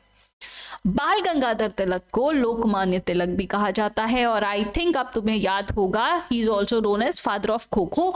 ये याद करना क्यों जरूरी है, क्योंकि इसका जो फर्स्ट एडिशन हुआ था खो खो वर्ल्ड कप का, इसमें मेन और वुमेन दोनों में ही इंडिया जीत चुका है नेपाल को हरा के, है ना। इन्होंने दक्कन एजुकेशन सोसाइटी की शुरुआत करी, फेर सुगन कॉलेज की को फाउंडिंग करी, ये स्लोगन दिया Swaraj is my birth right and I shawl have it. फिर उन्होंने केसरी और महारता नाम का न्यूज़पेपर भी शुरू करा। All India home rule league भी शुरू करी इन्होंने 1916 में, किसके साथ, एनी बेसेंट के साथ, है ना, एनी बेसेंट के साथ। ओके, बिपिन चंद्र पाल को father of revolutionary thoughts in India भी कहा जाता है। बाकी लाल बाल पाल तो मैं आपको बता चुकी हूँ। अरबिंदो घोष ने न्यूज़पेपर शुरू किया था वंदे मातरम। ये वन लाइनर्स आपके लिए बहुत इंपॉर्टेंट है। दीज वर एक्सट्रीमिस्ट, लेकिन कुछ लोग थे जो मानते थे कि जेंटलमैन की तरह बातचीत करके भी हम इंडिपेंडेंस ले सकते हैं। उन्हें मॉडरेट्स कहा गया, नरम दल गरम दल। ठीक है, सबसे पहले grand old man of India दादा भाई नाराओजी, जिनको ग्लैडस्टोन ऑफ इंडिया के नाम से भी जाना जाता है, and he is the first Indian to become the member of house of common in Britain. इन्होंने बुक लिखी थी poverty and un-British rule in India. ठीक है, WC बैनर्जी, ये कांग्रेस के 1885 में जब कांग्रेस हमारी शुरू हुई थी तब उसके प्रेसिडेंट रह चुके हैं। He is lawyer by profession और first Indian to act as standing council. Subramaniam Iyer की बात करें तो ये द हिंदू की शुरुआत कर चुके हैं, जहां पे इन्होंने ब्रिटिश इंपेरियलिज्म को क्रिटिसाइज करना शुरू करा। ओके, ही ऑल्सो को फाउंडेड मद्रास महाजन सभा। अच्छा, गोपाल कृष्ण गोखले जो हैं वो महात्मा गांधी के पॉलिटिकल गुरु हैं, और उन्होंने सर्वेंट्स ऑफ इंडिया सोसाइटी की शुरुआत करी। Surendranath Banerjee, now your answer is Indian Burke. Surendranath Banerjee को कहा जाता है, उन्हें राष्ट्र गुरु भी कहा जाता है। ठीक है, उन्होंने इंडियन नेशनल एसोसिएशन शुरू करा जो बाद में कांग्रेस के साथ मर्ज हो गया था। सुरेंद्रनाथ बैनर्जी। ओके, ठीक है, अब विटामिन्स पढ़ लेते हैं, इनके साइंटिफिक नाम, और ये अगर नहीं खाए तो क्या क्या डेफिशिएंसी हो सकती है। ठीक है, ओके, ये बहुत सिंपल वन लाइनर्स हैं जो एफकैट ने रिपीटेडली पूछा है। ओके, नाउ ADE के जो है, ADE के, अच्छा this is common, good, this is, oh god, wait, yes this, ये सारी है ना तुम्हारे फैट सॉल्युबल विटामिन है। कौन से? Fat soluble. तो वाटर सॉल्युबल कौन से हैं? देखो वो मेरी स्लाइड शायद डिलीट हो गई होगी, तो दिस इज माय जीके कॉम्पाइलेशन वाली स्लाइड। यार this is something which you should have. कोई भी एग्जाम की तैयारी कर रहे हो ना, तुम्हारे पास जीके कॉम्पाइलेशन होनी चाहिए। कहाँ से मिलेगी? ऐप से मिलेगी। ऐप का लिंक डिस्क्रिप्शन में मिल जाएगा। ठीक है, तो ADE के जो है वो तुम्हारी फैट सॉल्युबल विटामिन है। Water soluble is your B complex और C, मतलब BC is your water soluble and ADE के is your fat soluble vitamin. ठीक है, ओके, समझो विटामिन A को रेटिनॉल भी कहा जाता है। अब लास्ट में अगर उसका फंक्शनल ग्रुप अल्कोहल से अल्डिहाइड चेंज हो जाता है या कार्बोक्सिलिक एसिड चेंज हो जाता है तो वो उसका नाम डिफर हो जाएगा। रेटिनॉल से रेटिनल, रेटिनोइक एसिड हो जाएगा। विटामिन A की कमी से नाइट ब्लाइंडनेस या किरेटो मलेशिया हो सकता है। विटामिन D, एर्गो कैल्सीफेरॉल या कोले कैल्सीफेरॉल, इसकी कमी की वजह से रिकेट्स या ऑस्टियोमलेशिया हो सकता है। विटामिन E जिसे ब्यूटी विटामिन भी कहा जाता है ना, ब्यूटी विटामिन, क्योंकि बहुत सारे ब्यूटी प्रोडक्ट्स में यूज किया जाता है। टोकोफेरॉल इसका नाम है, इसकी कमी की वजह से हीमोलिटिक अनीमिया हो सकता है। ठीक है, विटामिन K जिसे ब्लड क्लॉटिंग विटामिन भी कहा जाता है, क्योंकि ऑफ कोर्स ये ब्लड क्लॉटिंग में हेल्प करता है ना। फाइलोक्विनॉन, मेनाक्विनॉन, इसकी कमी की वजह से बहुत ज्यादा ब्लीडिंग हो सकती है। Then comes to water soluble vitamins. B1 को थायामीन कहा जाता है, जिसकी कमी की वजह से बेरी होगा। विटामिन B2 को राइबोफ्लाविन कहा जाता है, उसकी कमी से A राइबोफ्लेवियोसिस हो सकता है।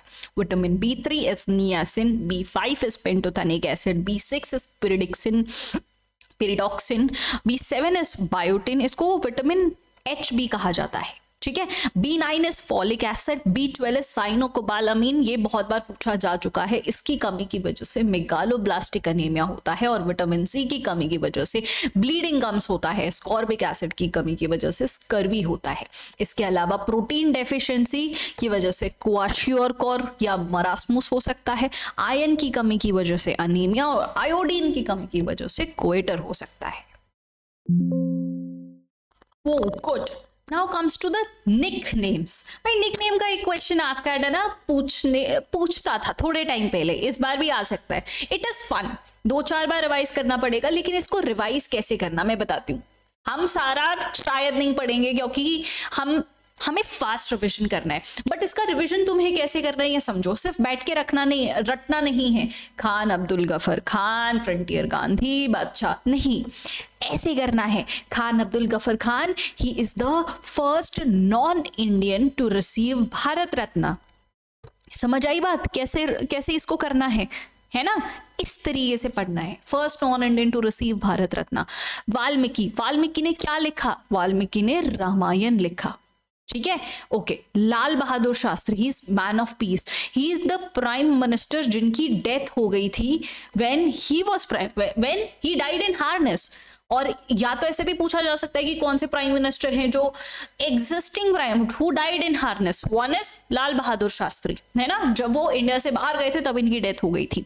Okay, Jawaharlal Nehru, he is the first prime minister of India, है ना। जवाहरलाल नेहरू से ऑब्जेक्टिव रेजोल्यूशन के क्वेश्चन आ सकते हैं। जवाहरलाल नेहरू से क्या और क्वेश्चन क्या बन सकते हैं? चिल्ड्रन डे का क्वेश्चन तो नहीं आएगा ऑफ कोर्स, क्या ऐसे कुछ क्वेश्चन आ सकते हैं। Then Raja Ram Mohan Roy, morning of Indian renaissance, Mother Teresa, ये नेचुरलाइज सिटीजन थी। वैसे मतलब he is not born Indian, but ये नेचुरलाइज सिटीजन थी, इनको भी भारत रत्न दिया गया था, है ना, ठीक है। फिर शंकराचार्य, जिनको सेज ऑफ सांची कहा जाता है। पीटी उषा को उदनपरी के नाम से जाना जाता है। बंकिम चंद्र चट्टोपाध्याय, क्या क्या याद रखोगे? इन्होंने हमारा नेशनल सॉन्ग लिखा था, ठीक है। नेशनल सॉन्ग पहली बार कहाँ गाया गया था, ये हम ऑलरेडी पॉलिटी की वीडियो में डिस्कस कर चुके हैं, कमेंट्स में तुम लिखोगे, ठीक है। बंकिम चंद्र चट्टोपाध्याय ने ही भारत माता का पहला इलस्ट्रेशन दिया था, है ना। इन्होंने बुक लिखी थी आनंद मात।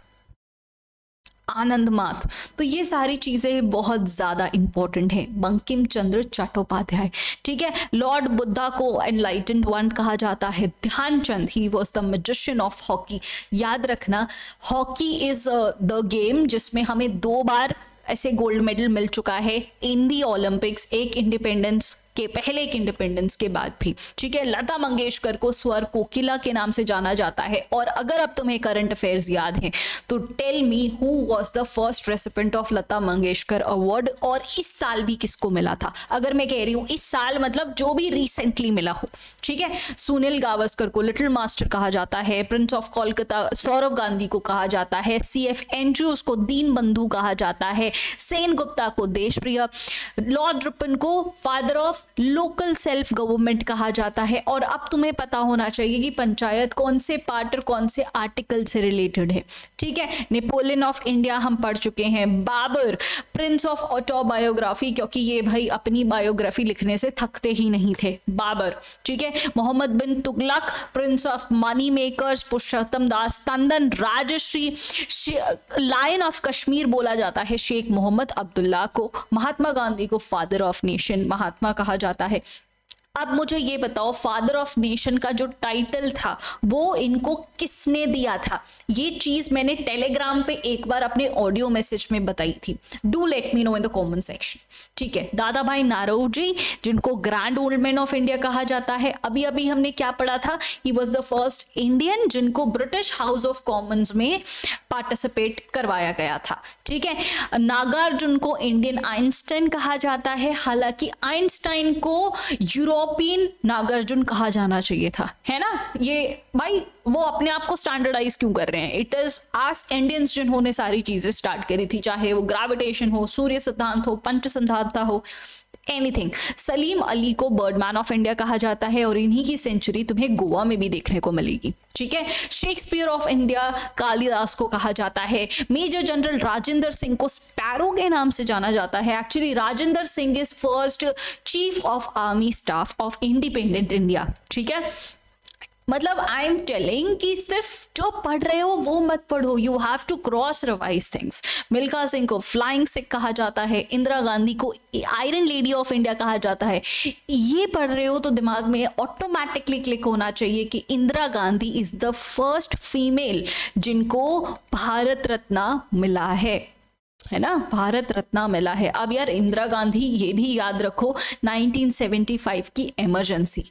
अब मैं सिर्फ क्वेश्चन दे देती हूँ, ये सब बोलूंगी नहीं वरना हमारी वीडियो कभी खत्म नहीं होने वाली है। 1975 की जो इमरजेंसी थी तब हमारा प्रेसिडेंट कौन था और संविधान हत्या दिवस किस दिन मनाया जाता है ना। आशुतोष मुखर्जी को बंगाल केसरी बुलाया जाता है।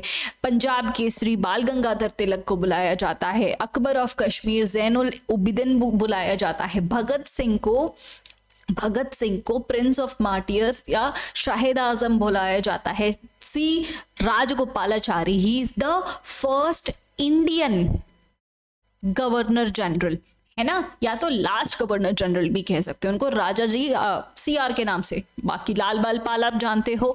विजी, महाराज कुमार ऑफ विजिंगम को कहा जाता था, ठीक है। इसी तरीके से ये सारा रिवाइज करो। अब मैं नहीं करा, कहाँ ही पहुंचेंगे हम, है ना। चित्तरंजन दास, रविशंकर महाराज, तुषार कांति घोष, ये Tipu Sultan, Mysore of tiger of Mysore कहा जाता था। अमीर खुसरो को पैरट ऑफ इंडिया, ये क्वेश्चन देखा जा चुका है एग्जाम में। प्रिंस ऑफ बिल्डर्स, क्यों? क्योंकि शाहजहां ने भाई ताजमहल बनाया और बहुत कुछ बनवाया इन इंडिया, ठीक है।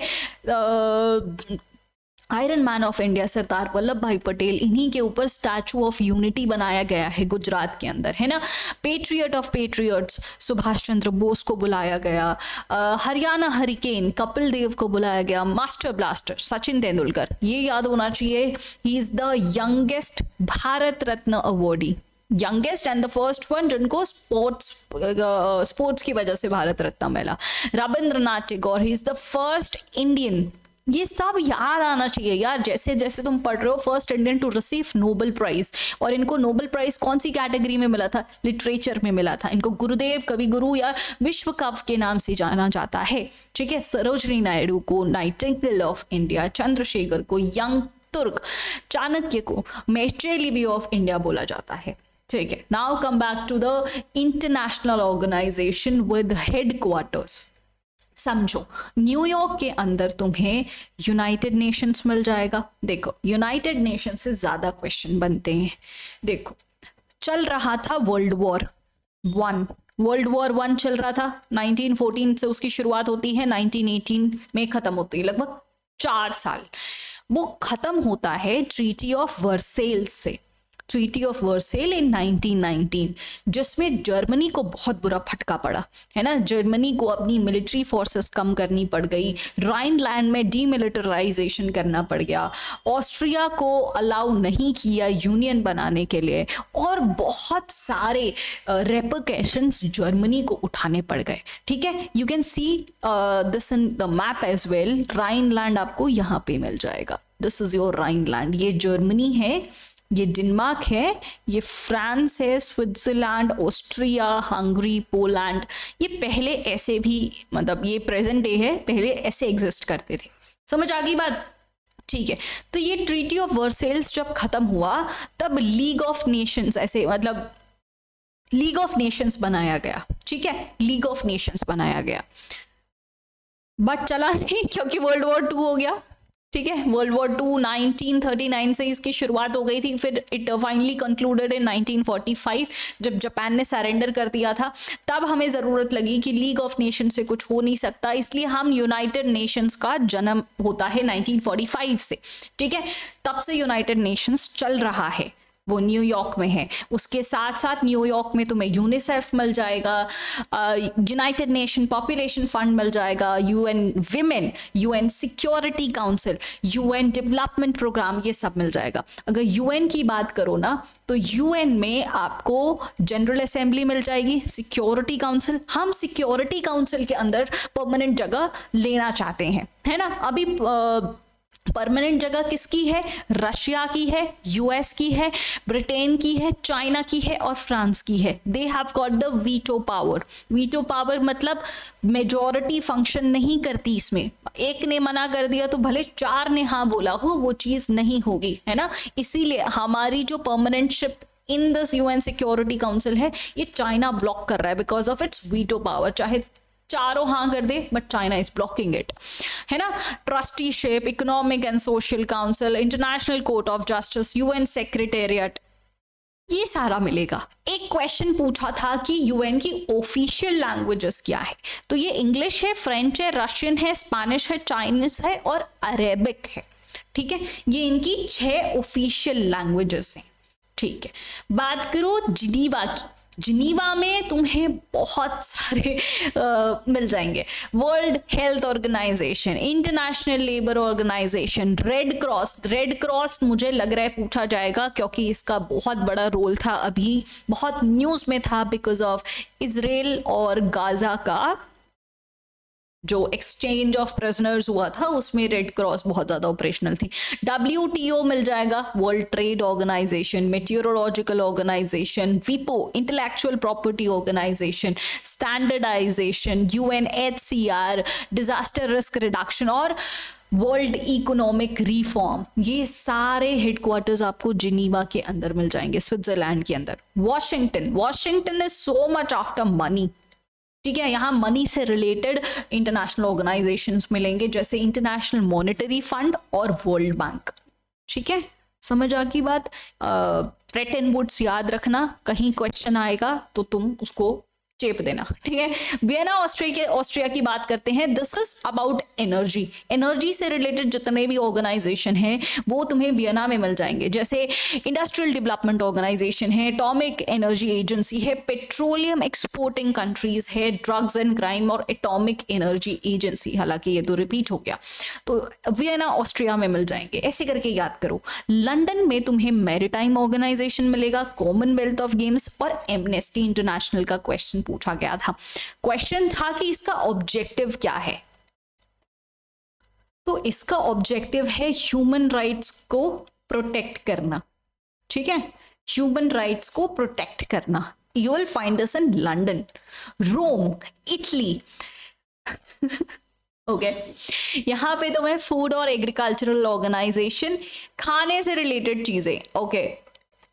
आई एम बीइंग एपॉलिटिकल, बस याद रखने के पर्सपेक्टिव में बता रही हूँ। I am not defaming any political party. और इटली से हमेशा तुम्हें क्या याद आता है? कांग्रेस के जो एग्जिस्टिंग लीडर्स हैं, राहुल गांधी, सोनिया गांधी याद आते हैं, ठीक है। कांग्रेस ने बहुत सारे स्कैम से अपनी इमेज खराब की थी। स्कैम को अपनी भाषा में तुम कह सकते हो खाने से रिलेटेड, है ना, पैसे खा जाते हैं। तो इटली में खाने से रिलेटेड ऑर्गेनाइजेशंस तुम्हें मिलेंगे, food and agricultural organisation, world food programme, international fund for agriculture development. तो this is how you avoid distraction and involve completely yourself into something what you are reading, ठीक है। Okay, Paris में तुम्हें सारी cultural चीजें मिलेंगी, जैसे कि United Nation Educational Scientific and Cultural Organisation, UNESCO basically मिलेगा, इकोनॉमिक कोऑपरेशन एंड डेवलपमेंट और मॉन्यूमेंट्स एंड साइट्स। मतलब France is famous for what? France is famous for its architecture, museum. इसीलिए वर्ल्ड का सबसे बड़ा म्यूजियम ये करंट अफेयर्स में आता है। लार्जेस्ट म्यूजियम कहाँ बन रहा है? अपनी न्यू दिल्ली में बन रहा है। Yes, it is in India, लेकिन किसकी मदद से? फ्रांस की मदद से, क्योंकि फ्रांस की एक्सपर्टीज है म्यूजियम्स में, राइट। ठीक, बाकी सारे हेडक्वार्टर्स देखो। इंडोनेशिया में एशियान का मिल जाएगा, सिंगापुर में Asia Pacific economic cooperation, Germany में ट्रांसपेरेंसी इंटरनेशनल। इसका ऑब्जेक्टिव क्या होगा? इसमें तुम्हें तुक्का लगाना हो तो क्या लगाओगे? ट्रांसपेरेंसी, चीजें ट्रांसपेरेंट होनी चाहिए, मतलब this is related to anti corruption, corruption को कॉम्बैट करने के लिए ये ऑर्गेनाइजेशन है। अबू धाबी में तुम्हें इंटरनेशनल रिन्यूएबल एनर्जी एजेंसी मिल जाएगी, नेपाल में तुम्हें सार्क मिल जाएगा, जेदा में तुम्हें organisation of Islamic cooperation, Mauritius में तुम्हें Indian ocean rim of association of regional cooperation मिल जाएगा, जापान में तुम्हें यूनाइटेड नेशन यूनिवर्सिटी मिल जाएगी, बांग्लादेश में बिम्स्टेक, चाइना में ब्रिक्स, चाइना के बीजिंग में एससीओ, फिलीपींस में एशियन डेवलपमेंट बैंक, स्विट्जरलैंड में इंटरनेशनल ओलंपिक कमेटी मिल जाएगी, नीदरलैंड्स में तुम्हें केमिकल वेपन के प्रोहिबिशन से रिलेटेड ऑर्गेनाइजेशन मिल जाएगा और इंटरनेशनल कोर्ट ऑफ जस्टिस भी मिल जाएगा। स्पेन में यू विल फाइंड, स्पेन में कितने सारे बीचेस हैं और घूमना फिरना इज स्पेन जिसके लिए जाना जाता है, तो वर्ल्ड टूरिज्म ऑर्गेनाइजेशन के लिए ये फेमस है। All right, next SAARC. SAARC का इस्टेब्लिशमेंट ईयर याद रखो 1985। सार्क, आप इसका हेडक्वार्टर काठमांडू में देख सकते हो और इसके पार्टिसिपेंट कौन कौन है? ये क्या है? South Asian association of regional cooperation, south Asian. इसमें तुम्हें कौन कौन से कंट्री मिलेंगे? अफगानिस्तान, पाकिस्तान, इंडिया, नेपाल, भूटान और बांग्लादेश, है ना? समझ आ गई बात? चलो बढ़िया। BIMSTEC, bay of Bengal initiative of maritime, नहीं, बे ऑफ बंगाल, हाँ, multi sectoral, sorry, bay of Bengal initiative for multi sectoral technical and economic cooperation. 1997 में इसकी शुरुआत होती है। India, Nepal, Bhutan, Bangladesh, Myanmar, Thailand, Sri Lanka इसके पार्टिसिपेंट्स होते हैं। ठीक है, एशियान की बात करते हैं। एशियान, इंडिया इसका पार्टिसिपेंट नहीं है, ठीक है, but we do participate in ASEAN meetings. ठीक है, इसके हम पार्टनर नेशन है बट मेंबर कंट्री नहीं है। एससीओ की बात करते हैं। एससीओ हम पहले से इसके मेंबर नहीं थे, हमने इंडिया और पाकिस्तान ने बाद में इसको ज्वाइन करा है एससीओ को। बट कौन कौन इसका पार्टिसिपेंट है? रशिया है, कजाकिस्तान है, उज्बेकिस्तान है, पाकिस्तान, इंडिया, चाइना, ये सारे इसके, ताजिकिस्तान और किर्गिस्तान इसके पार्टिसिपेंट्स हैं। ठीक है, BRICS very very very important, क्योंकि बहुत सारे न्यू मेंबर्स जुड़े हैं। अब पहले ब्रिक हुआ करता था, फिर ब्रिक्स हुआ, अब तो इसकी फुल फॉर्म बनाना थोड़ी मुश्किल हो गई है।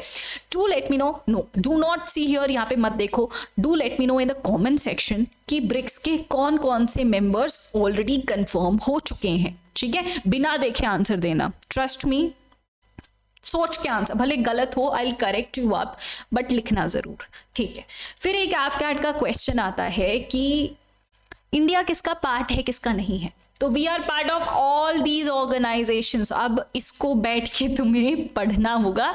अब ये we are part of lot many things. All right, चलो बुक्स एंड ऑथर्स पे आते हैं, क्योंकि दिस इज समथिंग जिससे फॉर श्योर क्वेश्चन आता है।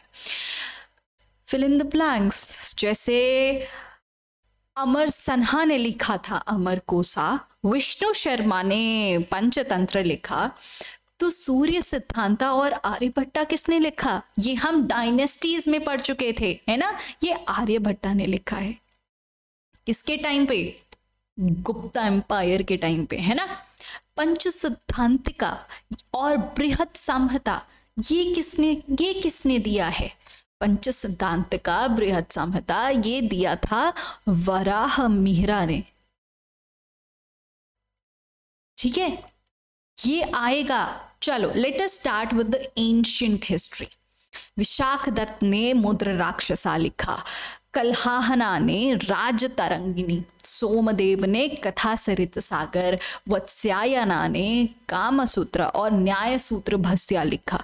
न्याय Sutra Bhashya is first legal book from the, जैसे बुद्धा के टाइम पे कैसे लीगल एक्टिविटी होती थी। ठीक है, अमोघ वर्ष इन्होंने प्रश्नोत्तर मलिका लिखा, भसा ने स्वप्न वस्ततम लिखा, अश्वघोषा ने बुद्ध चरिता लिखा, भरत ने नाट्य शास्त्र लिखा।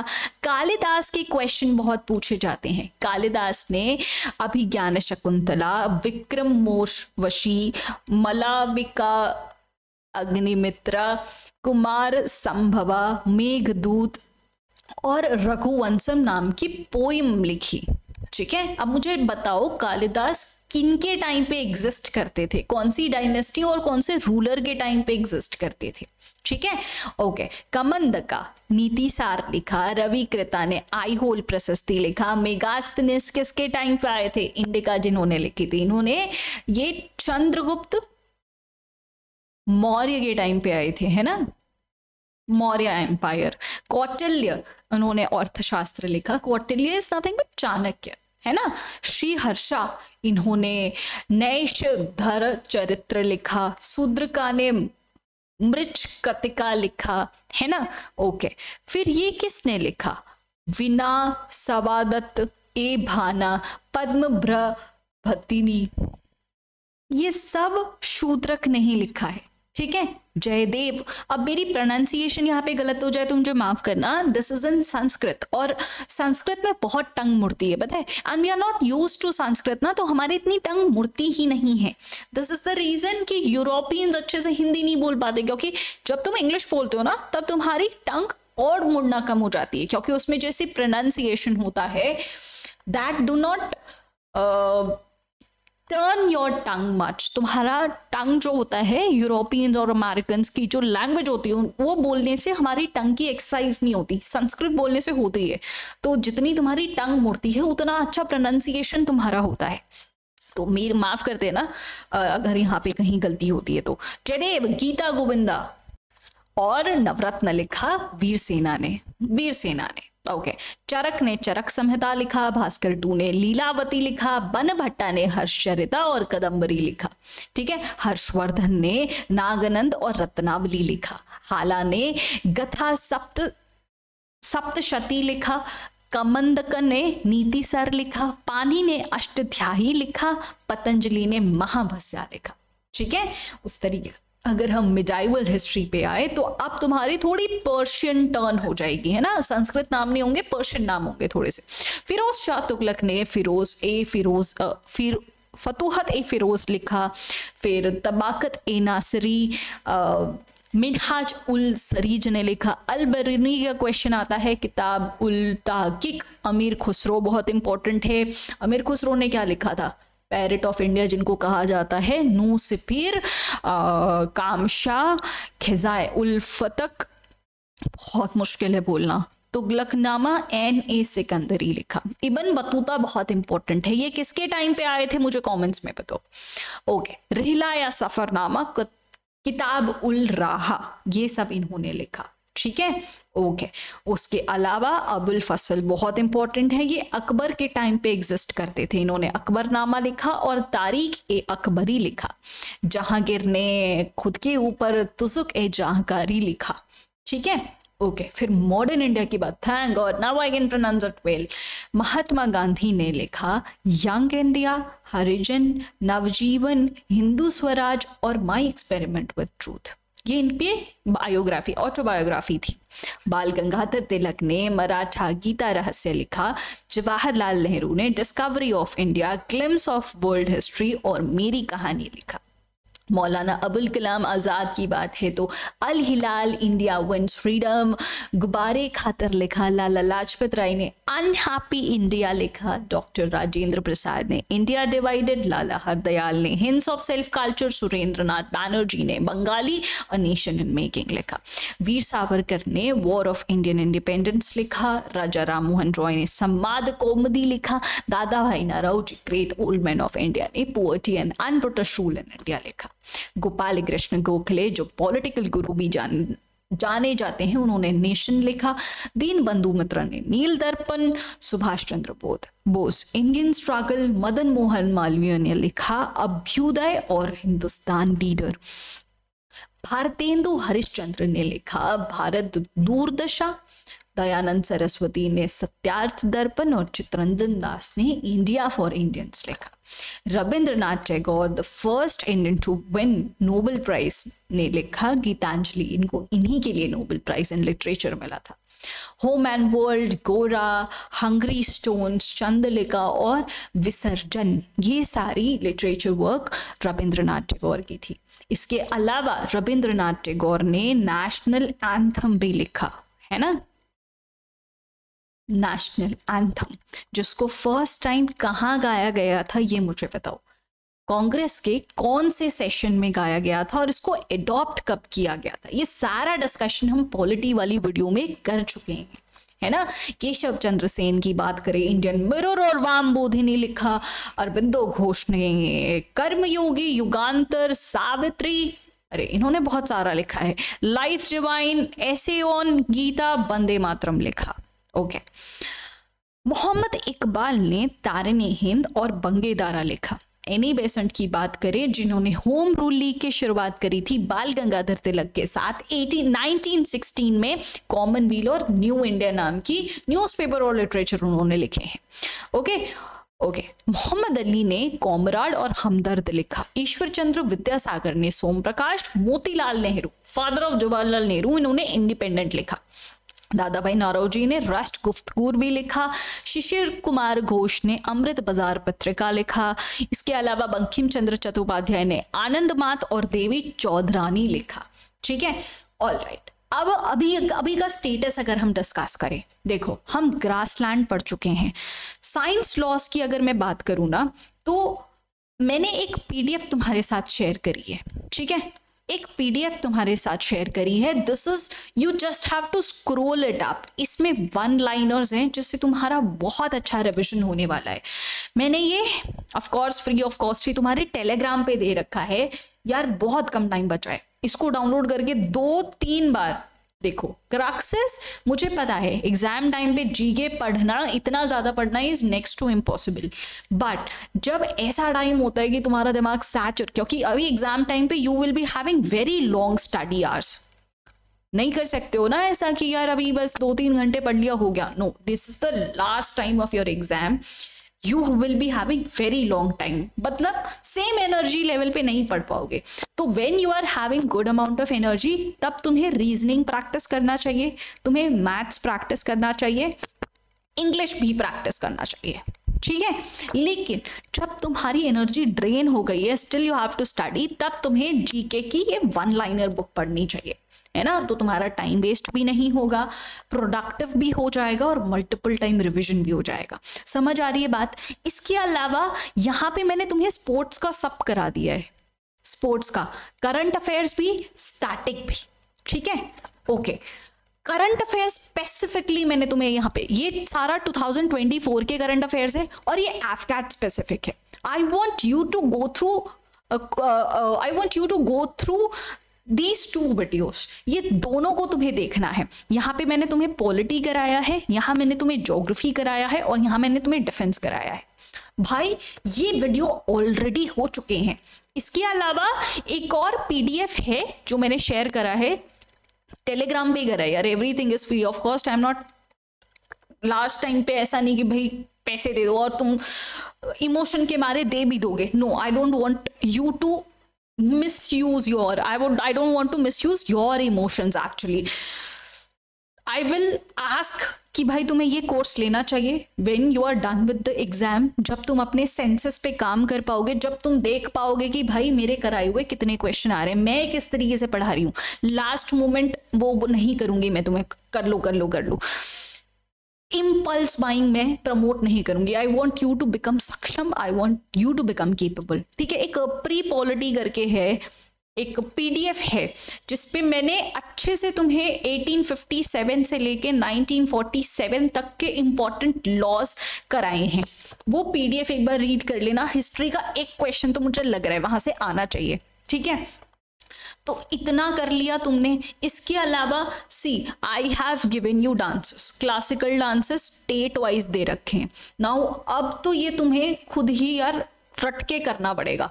ये सारे डैम्स मैंने तुम्हें दे रखे हैं, कौन सी रिवर पे है, कौन से स्टेट पे है, कौन सा क्या डैम है। उसके बाद जो फर्स्ट इन इंडिया वाला क्वेश्चन आता है, इसमें से बहुत सारा हम ऑलरेडी पॉलिटी में भी कर चुके हैं। पहला प्रेसिडेंट कौन है, पहला वाइस प्रेसिडेंट कौन है, but again I am telling you, तुम्हें इसे पढ़ना कैसे है। प्रेसिडेंट का वो बताओ, क्या बोलते हैं उसको, आर्टिकल नंबर बताओ, इसको ओथ कौन दिलाता है, ये अपना रेजिग्नेशन किसको और कैसे देंगे, इनको हटाया कैसे जाएगा, मतलब इनका रिमूवल कैसे होगा, इनका टेन्योर कितने टाइम का होता है, ये सब याद करते हुए जाओ। ये मैं ऑलरेडी तुम्हें पॉलिटी वाली वीडियो में पढ़ा चुकी हूँ।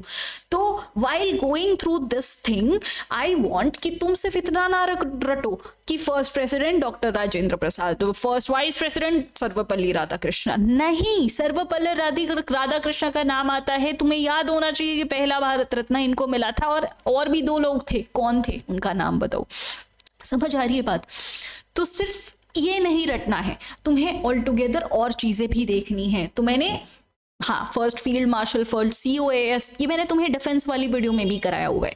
तो एक भी मेरी कराई हुई वीडियो 1.5x में देखे बिना मत जाना। इफ देख भी चुके हो तो भी एक बार और रिविजिट कर लेना। मैंने बहुत ज़्यादा नहीं पढ़ाया तुम्हें, बहुत सारे वीडियोस नहीं दे दिए तुम्हें, बहुत लिमिटेड वीडियोस मैंने तुम्हें दिए हैं, बट वो सारे बहुत इंपॉर्टेंट है। ये हो गए फर्स्ट इंडियन, ये फर्स्ट वुमेन, अब वुमेन भी सारी बहुत इंपॉर्टेंट है। ये सारी हैं जो मैंने तुम्हें करा रखा है, ठीक है। तो this is the status I guess. अब ये तुम्हारी वीडियो टोटली जस्टिफाइड हो चुकी है। बहुत सारे ऐसे टॉपिक्स जहां मुझे पढ़ाना चाहिए था, तुम्हें समझाना चाहिए था, वो मैंने तुम्हें पढ़ाया, मैंने तुम्हें वो समझाया, ठीक है। बहुत सारी ऐसी चीजें हैं जिसमें बैठ के बस you have to cram it up, उसकी मैंने तुम्हें PDF दे रखी है। अब सिर्फ एक पोर्शन बचा है, अवार्ड्स एंड ऑनर्स। इसको हम अलग वीडियो में कवर करेंगे क्योंकि इसमें समझने वाली कुछ अलग चीजें हैं। वर्ल्ड के अवार्ड्स, इंडिया के अवार्ड्स, उसमें भी स्टैटिक पोर्शन और करंट पोर्शन मुझे तुम्हें कराना है, तो इसका एक अलग वीडियो बनेगा, ठीक है। बाकी I think we are done with maximum portion of geo, and अब 18 से कम क्वेश्चन करके तुम नहीं आओगे, ठीक है। Do right in the comment section what you think about this video, how is your preparation level going on, and what are you thinking, what you want more, कि कुछ ऐसा पोर्शन जहाँ पे मैं तुम्हें हेल्प कर सकती हूँ मुझे बताओ। I'll make that video as soon as possible, और मिलती हूँ फिर उसी वीडियो में। I'll see you guys in the next video, till then goodbye and जय हिंद।